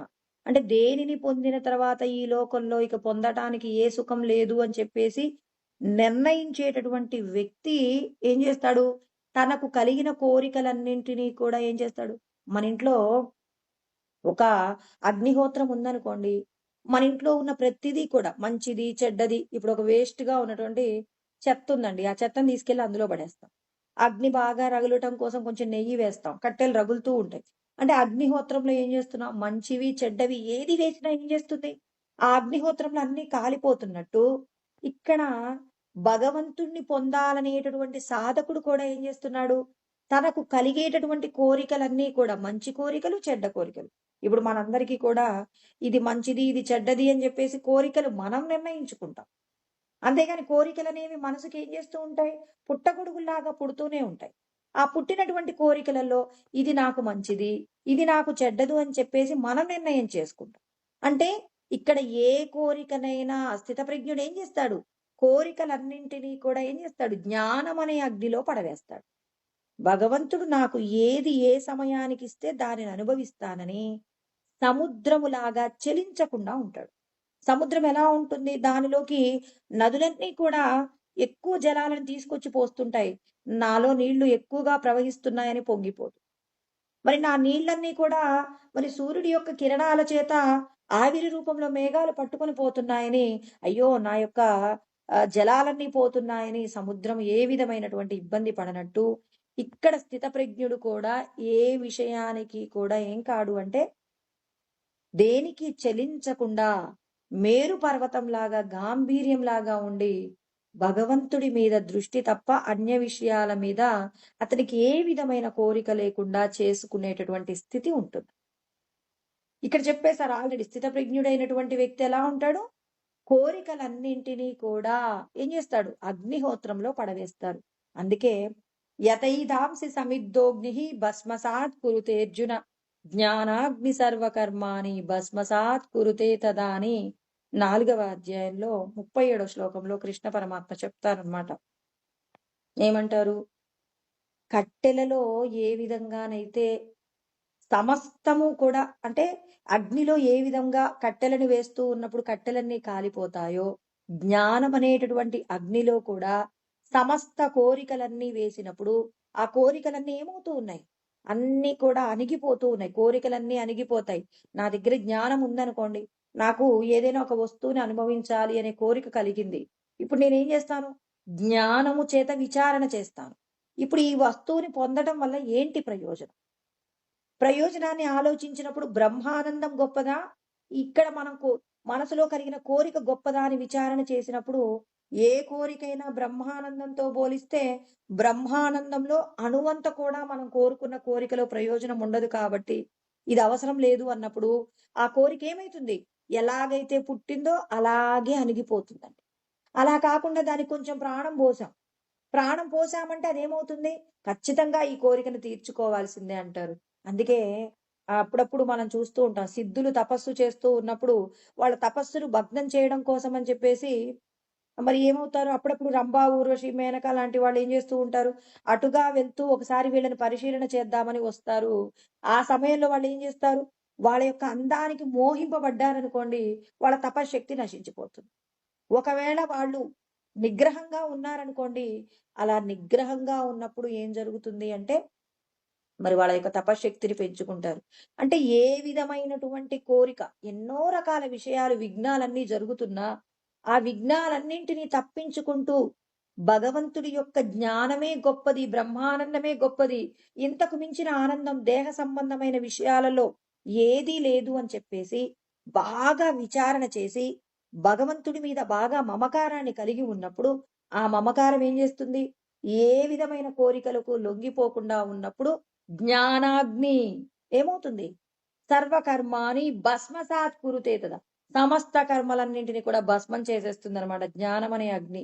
ఇంట్లో అగ్నిహోత్రం ఉంటే ఏ విధంగా అయితే సమస్త ఇంట్లో ఉన్నటువంటి వ్యర్థాలన్నింటిని ఎలా కాల్చేస్తుందో, అదే విధంగా మనం కూడా జ్ఞానం అనేటటువంటి అగ్నిహోత్రాన్ని ఇంట్లో మన శరీరం అనే ఇంట్లో వెలిగిచ్చామనుకోండి, ఇక దేహ సంబంధమైన ఏ పెనుముప్పు వచ్చినా, ఏ విధమైన కోరిక వచ్చినా, ఆ జ్ఞానం అనే అగ్నిలో కాల్చవచ్చు.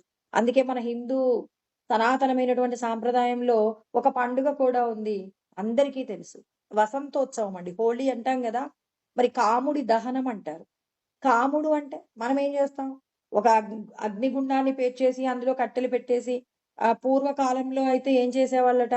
ఇంట్లో ఉన్నటువంటి పనికిరాని వస్తువులన్నీ కూడా అక్కడ పెట్టేసి ఇక హోలీ పండగొస్తుంది అని చెప్పేసి అప్పుడు ఆ హోలీ పండగకి తీసుకొచ్చి ఆ ఇంట్లో ఉన్న పనికిరాని వస్తువులన్నీ కూడా అందులో వేసేసేవాళ్ళట.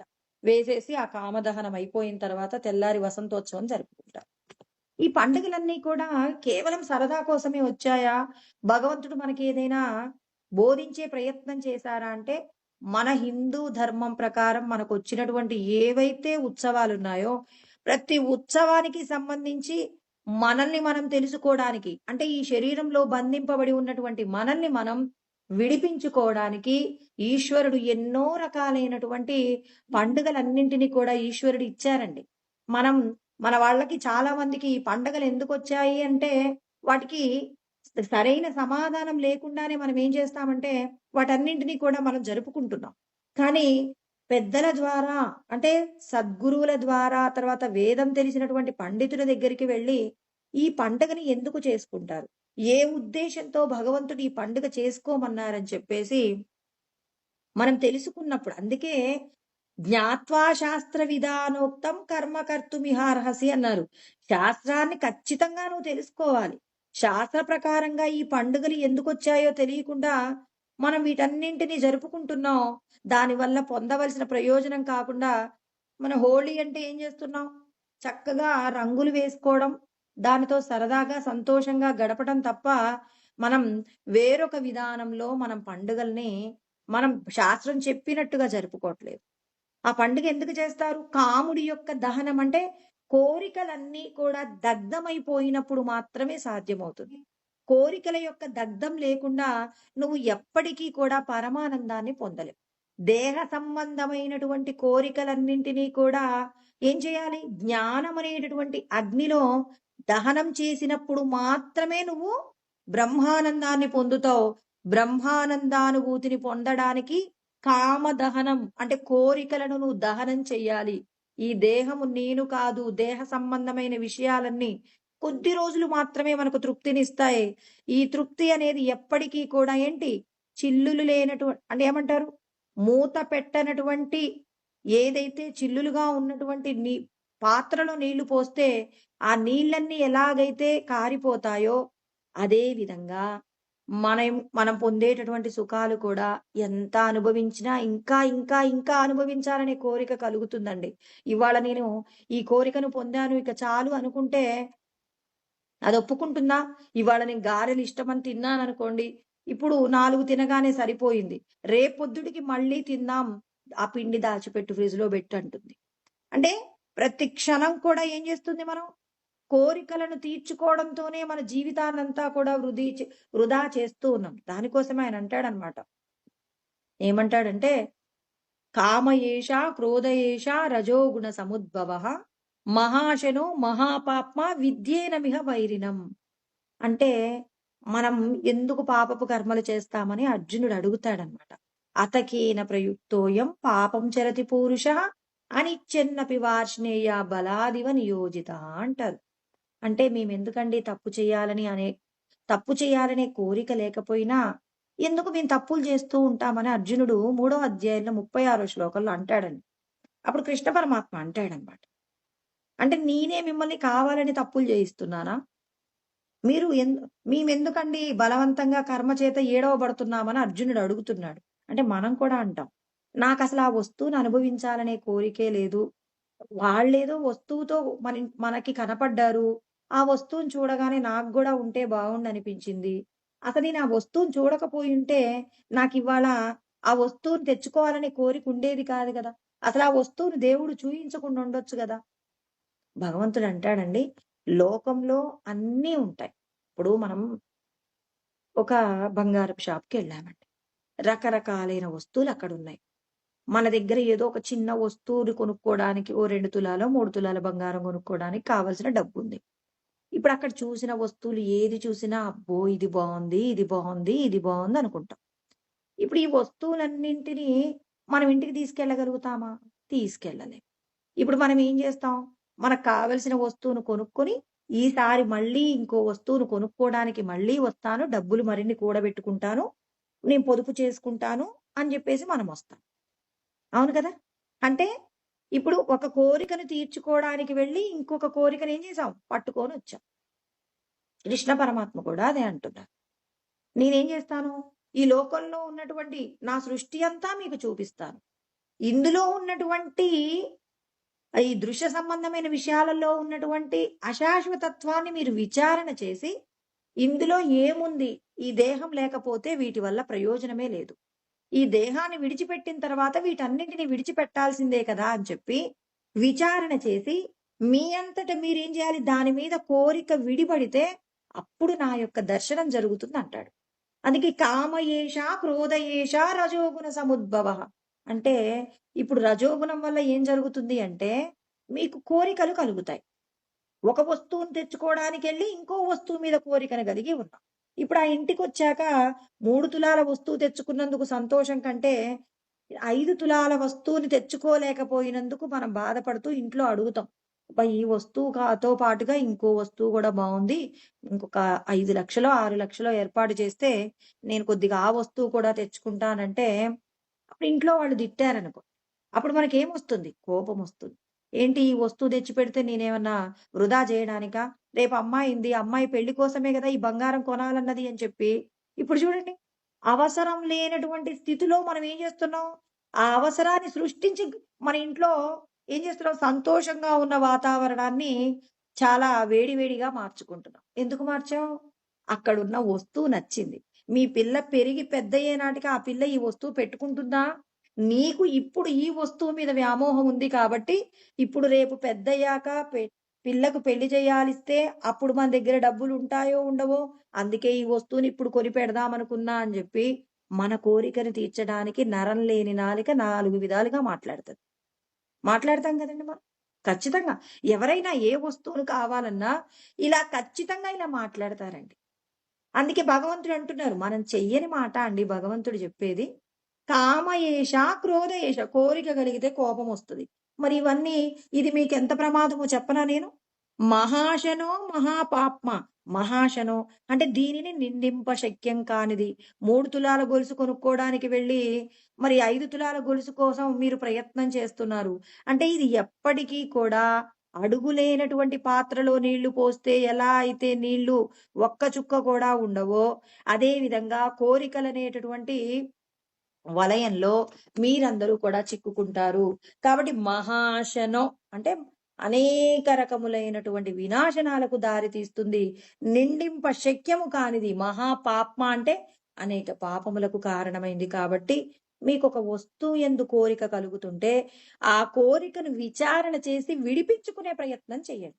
పట్టుకోవడానికి మీరు విచారణ చేయొద్దు. మీరు ఆ వస్తువుని మన ఇంటికి తేకుండా ఉండడానికి నీ మనసు ఎలా చెప్తే ఆ వస్తువును వద్దంటుందో, అలా నీ మనసుకు ట్రైనింగ్ ఇవ్వాలి. ఇప్పుడు పిల్లవాడు, అమ్మా నాకు ఐస్ క్రీమ్ అంటే చాలా ఇష్టం అంటే, నాన్న ఐస్ క్రీమ్ తినకూడదురా అని చెప్పేసి చెప్పామనుకోండి, వాడు ఎప్పటికైనా ఆ ఐస్ క్రీమ్ తినాలనుకుంటాడు. వాళ్ళమ్మని ఎదురుగా లేనప్పుడు వాళ్ళ ఫ్రెండ్ దగ్గర నుంచి ఐస్ క్రీమ్ కావాలిరా నాకు తినాలనిపిస్తుందని, ఏదో ఒక విధంగా ఎక్కడో నాయనమ్మ దగ్గరికెళ్ళినప్పుడో, బంధువుల ఇంటికెళ్ళినప్పుడో వాడేం చేస్తాడు? ఐస్ క్రీమ్ తింటాడు. ఈ ఐస్ క్రీమ్ వల్ల ప్రమాదం ఉందిరా బాబు అని చెప్పేసి వాడికి విడమర్చి, కొద్దిగా సమయం తీసుకున్నా జాగ్రత్తగా వాడెప్పుడూ ముట్టుకోకుండా ఉండేలాగా ఓపికగా వాడికి సమాధానం చెప్తే, జీవితంలో వాడి ఎదురుగా 100 ఐస్ క్రీములున్నా వాడు తినడండి. ఎందుకు తినడు? అమ్మ చెప్పింది. అది తినటం వలన ప్రమాదమని. ఆ ప్రమాదము ఎంత ఉంటుందో మా అమ్మకు మాత్రమే తెలుసు. నాకు కూడా తెలీదు. అంటే మనం కూడా భగవంతుడు శాస్త్రమునందు చెప్పబడిన సత్యాలన్నీ గురువు ద్వారా వింటామండి. మా గురువుగారు చెప్పారు ఈ మాట నేను వినాల్సిందే అని చెప్పి, గురువుగారు ఏం చెప్తున్నారు? ఆయన సొంతమైన మాట చెప్పరండి. శాస్త్రమునందు చెప్పబడిన మాటయే సత్యము. అది కూడా విచారణ చేసుకోవాలి. అందుకే గురువుకి శాస్త్రం తెలియటంతో పాటు శిష్యుడికి కూడా శాస్త్రాధ్యయనం యందు అతనికి కూడా ప్రవేశం ఉన్నప్పుడు శిష్యుడు గురువుని ఇంకా బాగా నమ్మటంలో చాలా గొప్పదైన పాత్ర ఉంటుందండి. శిష్యుడు మా గురువుగారు చూడండి ఎన్ని సత్యాలు చెప్తున్నారు అని ఆ గురువుగారి మీద అపారమైనటువంటి విశ్వాసం కలిగి అతడు ఏం చెప్తే అది చేసేస్తాడు. ఎందుకు చెప్తాడు? శాస్త్రాన్ని పక్కకు జరిగి వెళ్ళడు మా గురువుగారు అన్నప్పుడు, ఆ శిష్యుడికి ఆ గురువు మీద కలిగేటటువంటి ఏదైతే నమ్మకం ఉంటుందో, ఆ నమ్మకం చెక్కు చెదరకుండా ఉంటుంది. అంటే గురువుకు శాస్త్రం తెలియాలి. శాస్త్రాన్ని ఆచరణలో పెట్టగలిగిన స్థితిలో ఉన్నప్పుడు ఆ గురువు మాట శిష్యుడు ఖచ్చితంగా వింటాడు. ఆ గురువును దాటి శిష్యుడు ఎక్కడికి కూడా వెళ్ళకుండా ఉంటాడనమాట. అంటే ఇక్కడ మనం ఖచ్చితంగా ఏం చేయాలి? శాస్త్రమునందు చెప్పబడిన సత్యాన్ని తెలుసుకొని విచారణ చేసి ఏం చేయాలి? ఆ వస్తువుని మనం పొందకుండా ఉండడానికి విచారణ చేయాలి. అభ్యాసేన తు కౌంతేయ వైరాగ్యేన చ గృహ్యతే అన్నారు. ఎలాంటి అభ్యాసం చేయాలి? వైరాగ్యంతో కూడిన విచారణ చేయాలి. ఇందాక శ్రీరామచంద్రులు ఏమని చెప్పారు? ఇది యవ్వనంలో మీరు కోరుకునేటటువంటి ఏవైతే చిత్ర విచిత్ర విషయాలతో కూడినటువంటి శృంగారాది విషయాలు ఏవైతే ఉన్నాయో ఇవన్నీ కూడా ఎలాంటివట? భీకరమైనటువంటి అరణ్యముల వంటివి. ఈ అరణ్యములలోకి వెళ్ళిన వాడు బయటికి రావడం ఎంతో కష్టమో, కొన్ని జన్మలు పడుతుంది దీనిలోంచి బయటికి రావడానికి. కాబట్టి మిమ్మల్ని రక్షించగలిగిన వస్తువు ఈ లోకంలో లేదు అని చెప్పి మనకి శ్రీరామచంద్రుడు వైరాగ్య ప్రకరణంలో మనందరికీ కూడా తెలియజేశారు. కృష్ణ పరమాత్మ కూడా అదే విషయాన్ని చెప్తూ ఉన్నారు. పేర్లు మాత్రమే వేరు వేరు. చెయ్యవలసింది ఒక్కటే, విచారణ మాత్రమే చెయ్యాలి. తెలుసుకోవలసిన సత్యం ఆత్మయే సత్యం అనేటటువంటి జ్ఞానం మనమందరము కూడా కలిగి ఉండాలి. కాబట్టి ఇక్కడ కృష్ణ పరమాత్మ చెప్తూ ఉన్నారు. మనం ఏం చేయాలి? సమస్త కోరికల నుండి కూడా విడిపడేటటువంటి ప్రయత్నం చేయాలి.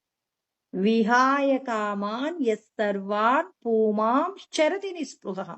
ఇక్కడ కొన్ని నియమాలు చెప్పాడండి. మరి స్థితప్రజ్ఞుడైనటువంటి వ్యక్తి ఎలా సంచరిస్తారు అంటే, ఆయన ఏ ఏ విషయాలలో జాగ్రత్తగా ఉంటారో మనకి చెప్తున్నాడు కృష్ణ పరమాత్మ. ఎలా ఉంటారట? ఏదైనా ఒక కోరిక కలిగినప్పుడు ఆ కోరికను విడిచిపెడతాడట. అంటే ఒక వస్తువును మనం పొందాలనుకున్నప్పుడు వీలైనంత వరకు దానిని పొందకుండా ఉండడానికి నువ్వు ఎంతగా ప్రయత్నం చేయగలిగితే అంతగా ప్రయత్నం చేసినప్పుడు మాత్రమే నువ్వు భగవంతుణ్ణి చేరుకోవడానికి కావలసిన అర్హత పొందుతున్నావు. నీ విచారణ సగంలో ఆగిపోకూడదండి. ఎలాంటి వైరాగ్యం ఉండాలి అంటే పూర్ణమైనటువంటి వైరాగ్యం ఉండాలి. దేని మీద? నీది కానటువంటి వస్తువేంటి? ఈ దేహము. ఈ దేహ సంబంధమైన విషయాలలో అయ్యో వీళ్ళు మంచివాళ్ళు కాదండి, వీళ్ళు మంచివాళ్ళు అన్నామా, ఏమైంది? మంచివాళ్ళ కోసం ఏదో ఒకటి చెయ్యాలి. పోనీ వీళ్ళందరూ చెడ్డవాళ్ళేనండి, వీళ్ళొక్కలే మంచివాళ్ళు. వీళ్ళందరూ మంచివాళ్ళండి, వీడొక్కడే చెడ్డవాడు అంటే కొన్నింటిలో మంచి, కొన్నింటిలో చెడు. ఏమీ వద్దు. అన్నింటిలో భగవంతుడే ఉన్నాడు. అన్నింటినీ అనుభవించేది మనమే. కాబట్టి దేని పట్ల కూడా వ్యామోహము లేనంత గొప్పగా విచారణ చెయ్యాలి. అంటే ఏ కోరిక పట్ల కూడా నీకేముండకూడదు? ఆశ ఉండకూడదు. ఆశ లేకుండా ఉండాలి. ఆయన చెప్తున్నాడండి నియమాలు. విహాయ కామాన్ యస్సర్వాన్. సమస్త కోరికలను ఏం చేయాలి? విడిచిపెట్టండి. పూమాంశ్చరతి నిస్పృహ. ఏ పూమాం అంటే ఏ మనుజుడైతే భగవంతుణ్ణి చేరుకోవడానికి సాధన చేస్తూ ఉన్నాడో ఆ సాధన చేసేటటువంటి పురుషుడు ఏం చేస్తాడు? చరతి నిస్పృహ అంటే ఏ విషయమునందు కూడా రమించకుండా, వాటి యందు ఆశ లేకుండా తనకు సంప్రాప్తిస్తే, ఇప్పుడు తనకు ఆకలి అవుతుంది, ఈ రోజు అనుకోకుండా పంచభక్ష పరమాన్నాలు తినాల్సి వస్తుంది. తింటున్నా, అబ్బో నేను పంచభక్ష పరమాన్నాలు తింటున్నానని ఏమాత్రము చెలించటండి. ఆకలి అవుతుంది, ఎంత అవసరమో అంత తింటాడు. మనమైతే ఎలా తింటాం? ఇవాళ తింటున్నటువంటి భోజనంలో ఏదైనా కాస్త రుచి ఎక్కువగా ఉందనుకోండి, రోజు తినేదానికంటే ఇంకో పిరికెడు ఎక్కువగా తింటాం. మన ఇళ్లలో మనం ఏం చేస్తుంటాం? వంట చేసేటప్పుడు పిల్లలు ఎక్కువగా తింటారో, తక్కువగా తింటారో, కూర రుచిగా లేకపోతే ఏం చేస్తారు? తక్కువ అన్నం తింటారు. కూర కాస్త రుచిగా ఉందనుకోండి, ఎక్కువ అన్నం తింటారని ఓ పిరికెడు బియ్యం తినేదానికంటే కూడా ఓ పిరికెడు బియ్యం ఎక్కువేస్తారు. ఎందుకు? ఏమో పిల్లలు తింటారేమో ఆకలైతే. అంటే రుచికి ఏమవుతున్నారు? రుచికి లొంగిపోయినప్పుడే కదండి ఎక్కువ అన్నం తింటాం, తక్కువ అన్నం తింటాం. బాగా లేకపోతే తక్కువ తింటున్నారు.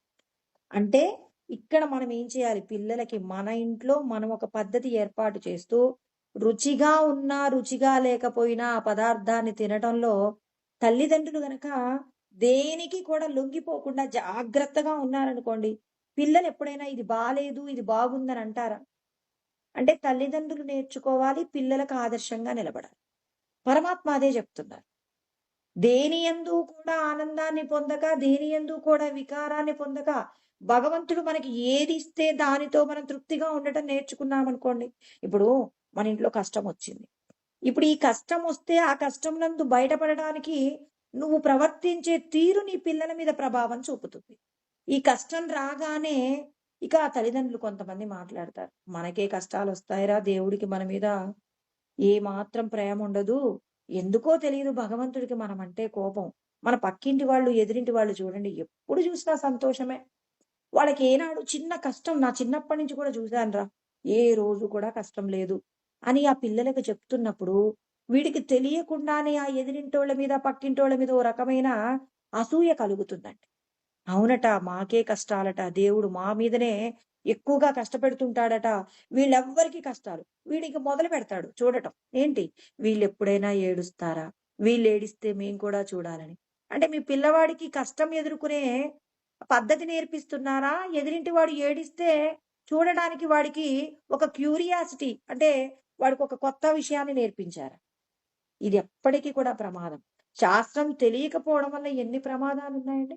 అందుకే బోధో అన్య సాధనేభ్యో హి సాక్షాత్ మోక్షైక సాధనం. పాకస్య వహ్నివజ్ఞానం వినా మోక్షో న సిద్ధ్యతి అంటారు. వంట చేయడానికి అన్ని రకాల వస్తువులున్నాయి. అగ్ని లేదు. వంట చేయలేరు. అదే విధంగా మీ దగ్గర సంపదలున్నాయి, బంధువులున్నాయి, పెద్ద ఉద్యోగం ఉంది, అన్నీ ఉన్నాయి. కానీ శాస్త్రాన్ని చెప్పగలిగినటువంటి సద్గురువులు, వాళ్ళు చెప్పేటటువంటి జ్ఞానాన్ని వినగలిగినటువంటి మనసు మనకు లేదనుకోండి, ఏమవుతుంది? జీవితంలో నువ్వు మోక్షాన్ని పొందవన్నారు. అంటే సద్గురువుని చేరాలి. సద్గురువు చెప్పేటటువంటి బోధనలన్నింటినీ కూడా వినవలసి ఉంటుంది. విని మనల్ని మనం ఉద్ధరించుకోవలసి ఉంటుంది అని చెప్పి మనకు ఆత్మబోధ యందు శంకరాచార్యుల వారు చెప్పారు. కృష్ణ పరమాత్మ కూడా అంటున్నారు. మీరు అనుభవించేటటువంటి విషయ సుఖాల యందు వ్యామోహం పొందటం ఎప్పటికీ చేయకూడదు.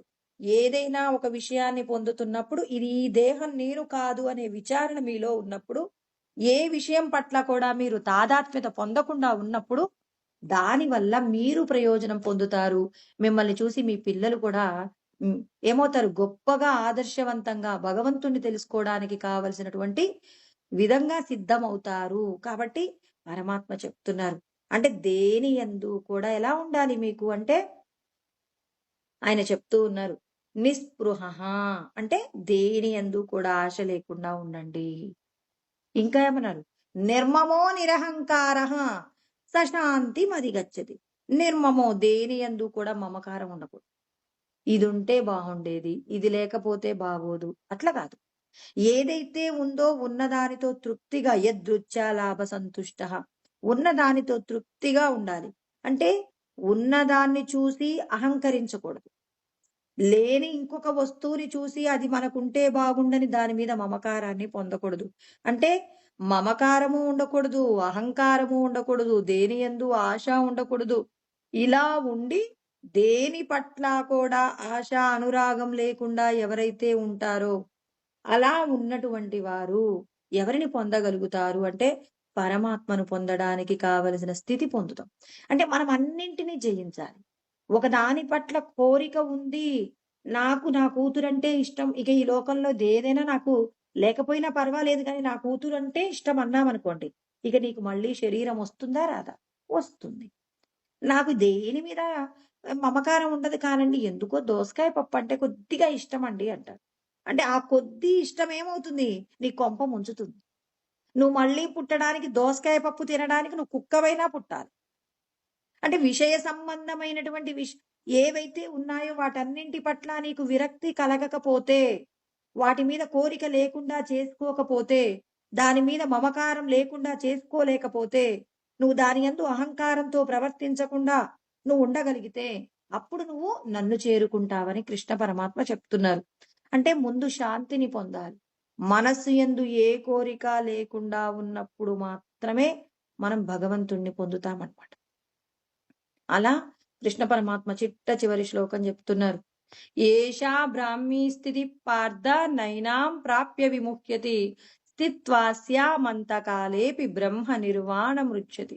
కృష్ణ పరమాత్మ చెప్తున్నారండి. ఏమంటారంటే,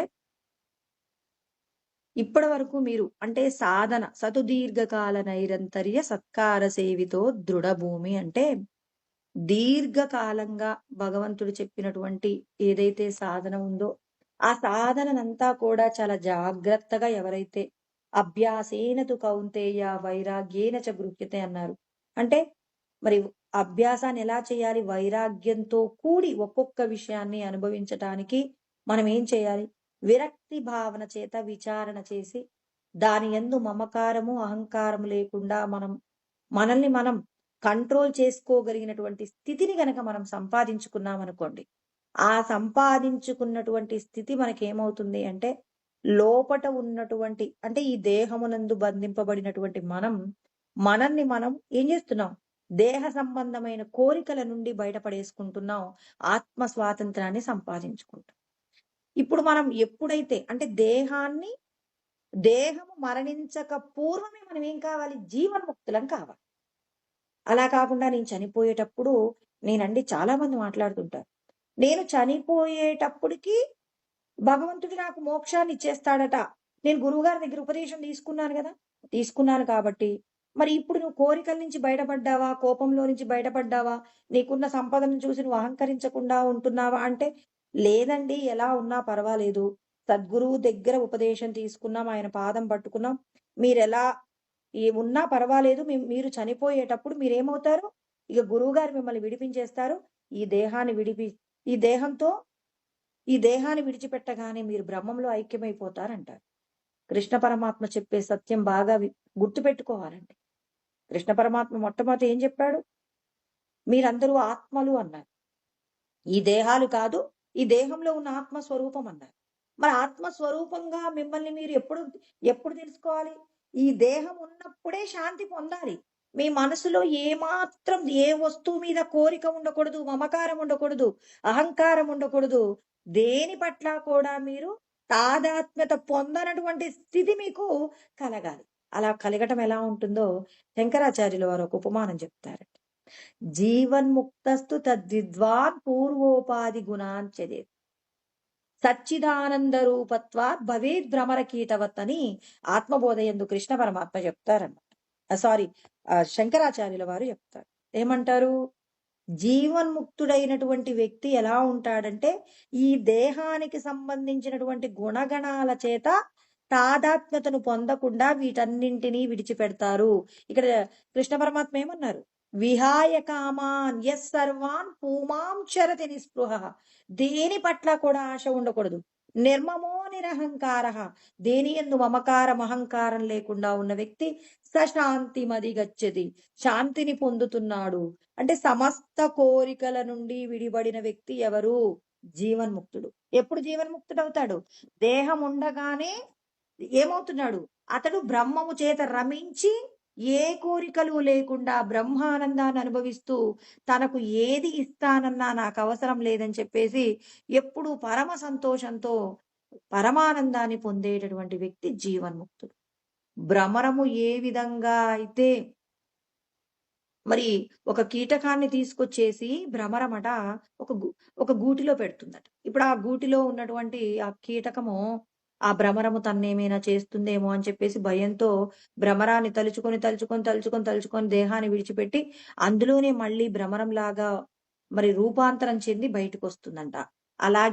అలాగే మనం కూడా నేను బ్రహ్మమే అనుకుంటూ దేహ సంబంధమైన విషయాలన్నీ విచారణ చేస్తూ దేని మీద వ్యామోహం లేకుండా మమకారం లేకుండా ఈ దేహానికి సంబంధించి ఏదైనా గొప్పది ఉన్నప్పుడు జ్ఞానమో సంపదో గొప్పదైన రూపమో లేకపోతే ఎందులో అయినా ఒక దాంట్లో గొప్పగా ఉంటాం మనం.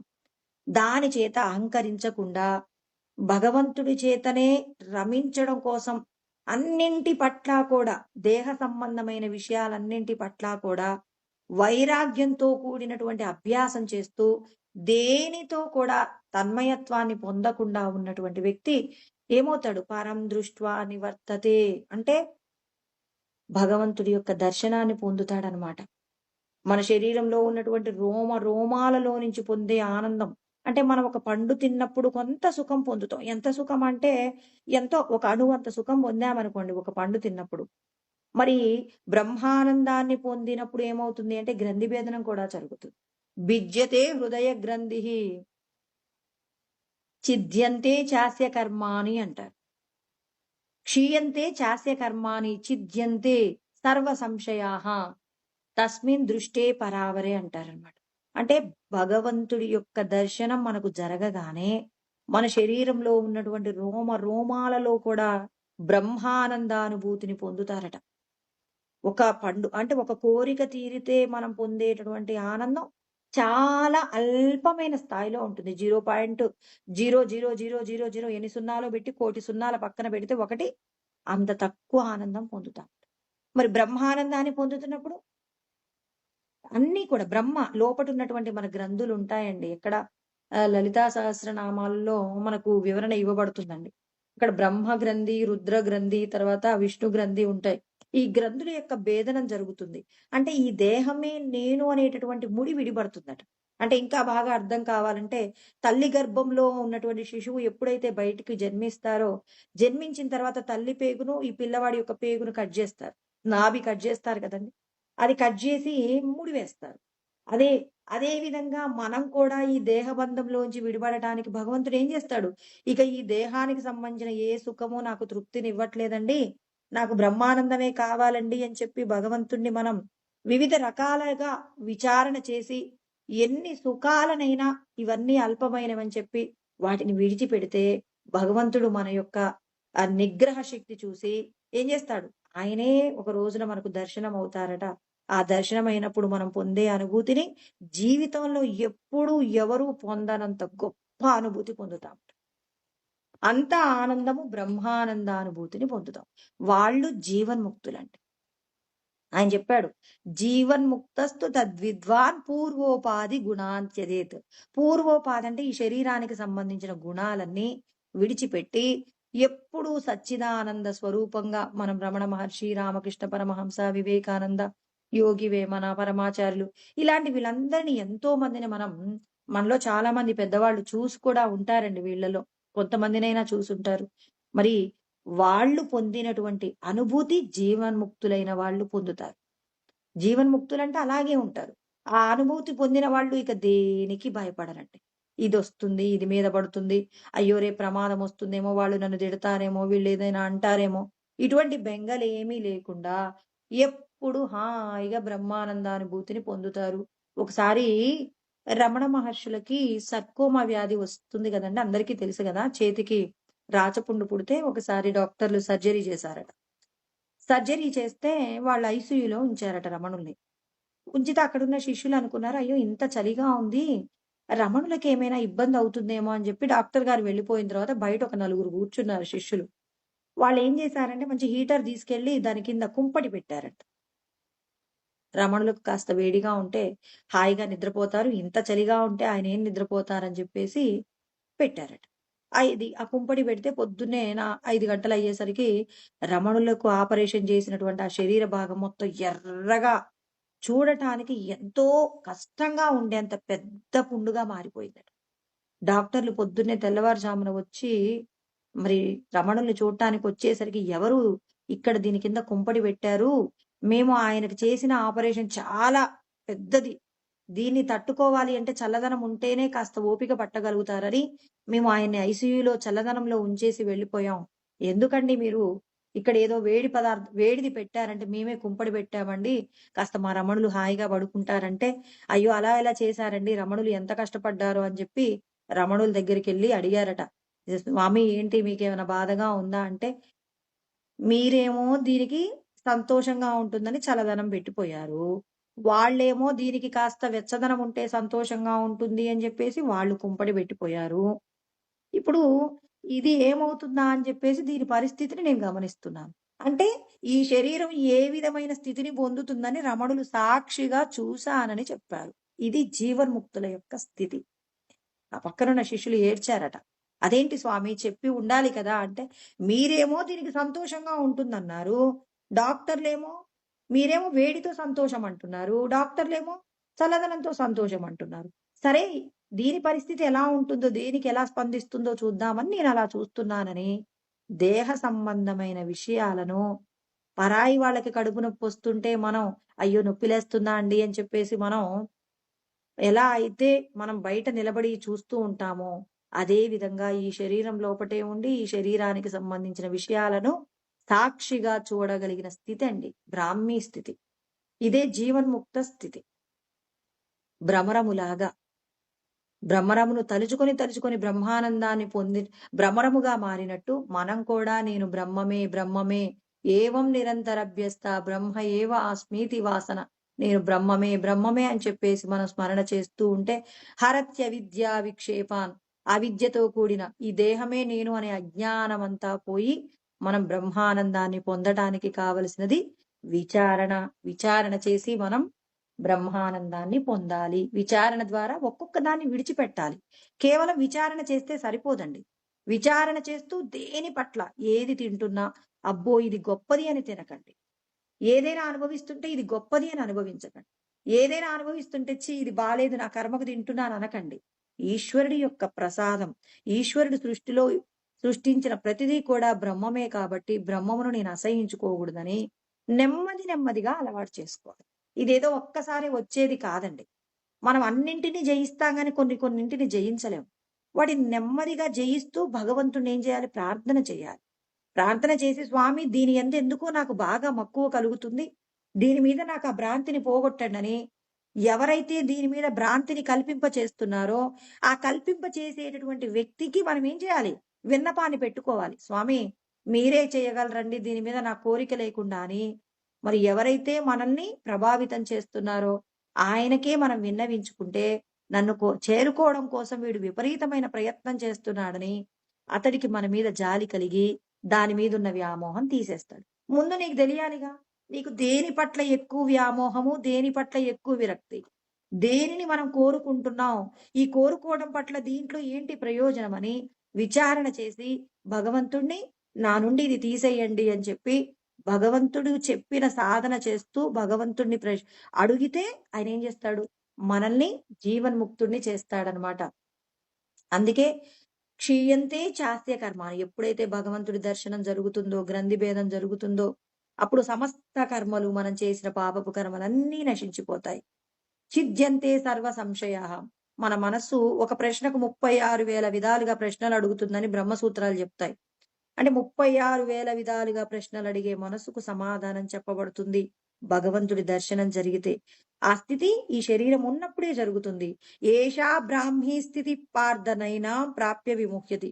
ఇక బ్రహ్మమును పొందిన జీవన్ముక్తుడు ఇక మరణించేటప్పుడు ఎలా ఉంటాడు? శరీరం విడిచిపెట్టక పూర్వమే బ్రహ్మమును పొంది ఉన్నాడు. ఈ శరీరం ఉన్నంత వరకు బ్రహ్మానందాన్ని అనుభవిస్తూ తనకు అప్పజెప్పబడిన కార్యాలు ఏవైనా ఉంటే రమణులు కూడా దేహంతో ఉన్నన్ని రోజులు దేహ సంబంధమైన నిర్వహణ చేసినట్టు మరి జీవన్ముక్తులైన వాళ్ళందరూ కూడా ఇలా కర్మ చేసి చివరికి శరీరాన్ని విడిచిపెట్టేటప్పుడు నన్నే పొందుతారు. ప్రాప్య విముఖ్యతి స్థిత్వాస్యామంత కాలేపి బ్రహ్మ నిర్వాణం రుచ్యతి. అంటే వీళ్ళు దేహాన్ని విడిచిపెట్టే సందర్భంలో కూడా ఏ మాత్రము మోహమును పొందక బ్రహ్మమునే పొందుతారు. అంటే నేను చనిపోయేటప్పుడు బ్రహ్మమును తలుచుకుంటానులే అంటే కుదురుతుందా? ఈ దేహం ఉన్నన్ని రోజులు కూడా భగవంతుడు చెప్పిన ప్రతి సాధన చేస్తూ ఈ దేహము నేను కాదని దేహ సంబంధమైన విషయాల మీద విరక్తిని మనము ఎప్పటికప్పుడు విరక్తి కలిగేలాగా ప్రయత్నం చేస్తూ ఆ భగవంతుణ్ణి పొందడానికి మనం చేసిన ప్రయత్నంలో దేహం ఉండగానే దేహబంధంలోంచి విడిబడి జీవన్ముక్తుడైన వాడు ఇక బ్రహ్మమునే పొందుతారు శరీరాన్ని విడిచిపెట్టిన తరువాత అని మళ్ళీ ఇతడు ఏ విధమైన వ్యామోహాన్ని పొందడు. జీవన్ముక్తుడైన వాడు వ్యామోహం పొందటం జరగదు. ఇక వీడు నన్నే పొందుతాడని కృష్ణ పరమాత్మ చెప్తూ ఇక్కడ 2వ అధ్యాయాన్ని ముగించారనమాట. 2వ అధ్యాయము సాంఖ్యయోగమునందు కృష్ణ పరమాత్మ మొట్టమొదట నువ్వు ఆత్మవి అని చెప్తూ ఆత్మ నుండి విడిపడటానికి ఎన్నో రకాల విషయాల గురించి మాట్లాడతారు. స్వధర్మం గురించి మాట్లాడతారు. స్వధర్మం అంటే ఆత్మస్వరూపంగా నువ్వు చేసే కర్మలకు సంబంధించినదే స్వధర్మము. దేహ సంబంధమైన విషయాలన్నీ పరధర్మమని, నువ్వు అన్ని నియమాలు పాటించాలని, దేహ సంబంధమైన ఏ విషయం మీద కూడా కోరిక లేకుండా వాటి వలన పొందేటటువంటి ఏవైతే అనుభూతులు ఉంటాయో వాటన్నింటి పట్ల మమకారం అహంకారం లేకుండా ఎవరైతే నిరంతరం సాధన చేస్తారో వాళ్ళు దేహం ఉన్నప్పుడే జీవన్ముక్తులై దేహాన్ని విడిచిపెట్టి వెళ్ళిపోయేటప్పుడు కైవల్యాన్ని నన్నే పొందుతారు అని చెప్పేసి కృష్ణ పరమాత్మ 2వ అధ్యాయాన్ని ముగించారండి. 2వ అధ్యాయంలో చెప్పబడినటువంటి ప్రతి విషయానికి సంబంధించిన వివరణలన్నీ ఇక మిగిలినటువంటి అన్ని అధ్యాయాలలో వివరిస్తారు కాబట్టి 2వ అధ్యాయాన్ని సంక్షిప్త గీత అని చెప్పేసి కూడా అంటారు. ఇక్కడ ఈ 2వ అధ్యాయంలో చెప్పబడిన ప్రతి విషయాన్ని గనక జాగ్రత్తగా పరిశీలన చేసుకొని మనల్ని మనం ఉద్ధరించుకునే ప్రయత్నం చేసుకోవాలని కృష్ణ పరమాత్మ చెప్పారు. మళ్ళీ మనం 3వ అధ్యాయంతో మళ్ళీ కలుద్దామండి. ఓం సహనావవతు సహనౌ భునక్తు సహ వీర్యం కరవావహై తేజస్వినావధీతమస్తు మా విద్విషావహై. ఓం శాంతి శాంతి శాంతి. ఓం ఆప్యాయంతు మమాంగాని వాక్ ప్రాణచక్షుః శ్రోత్రమతో బలమింద్రియాణి చ సర్వాణి సర్వం బ్రహ్మోపనిషదం మా అహం బ్రహ్మ నిరాకుర్యాం మా బ్రహ్మ నిరాకరణోద నిరాకరణమస్త్వ నిరాకరణం మే అస్తు తదాత్మని నిరతేయా ఉపనిషత్సు ధర్మాస్తే మయి సంతు తే మయి సంతు. ఓం శాంతి శాంతి శాంతి. హరి ఓం స్వస్తి.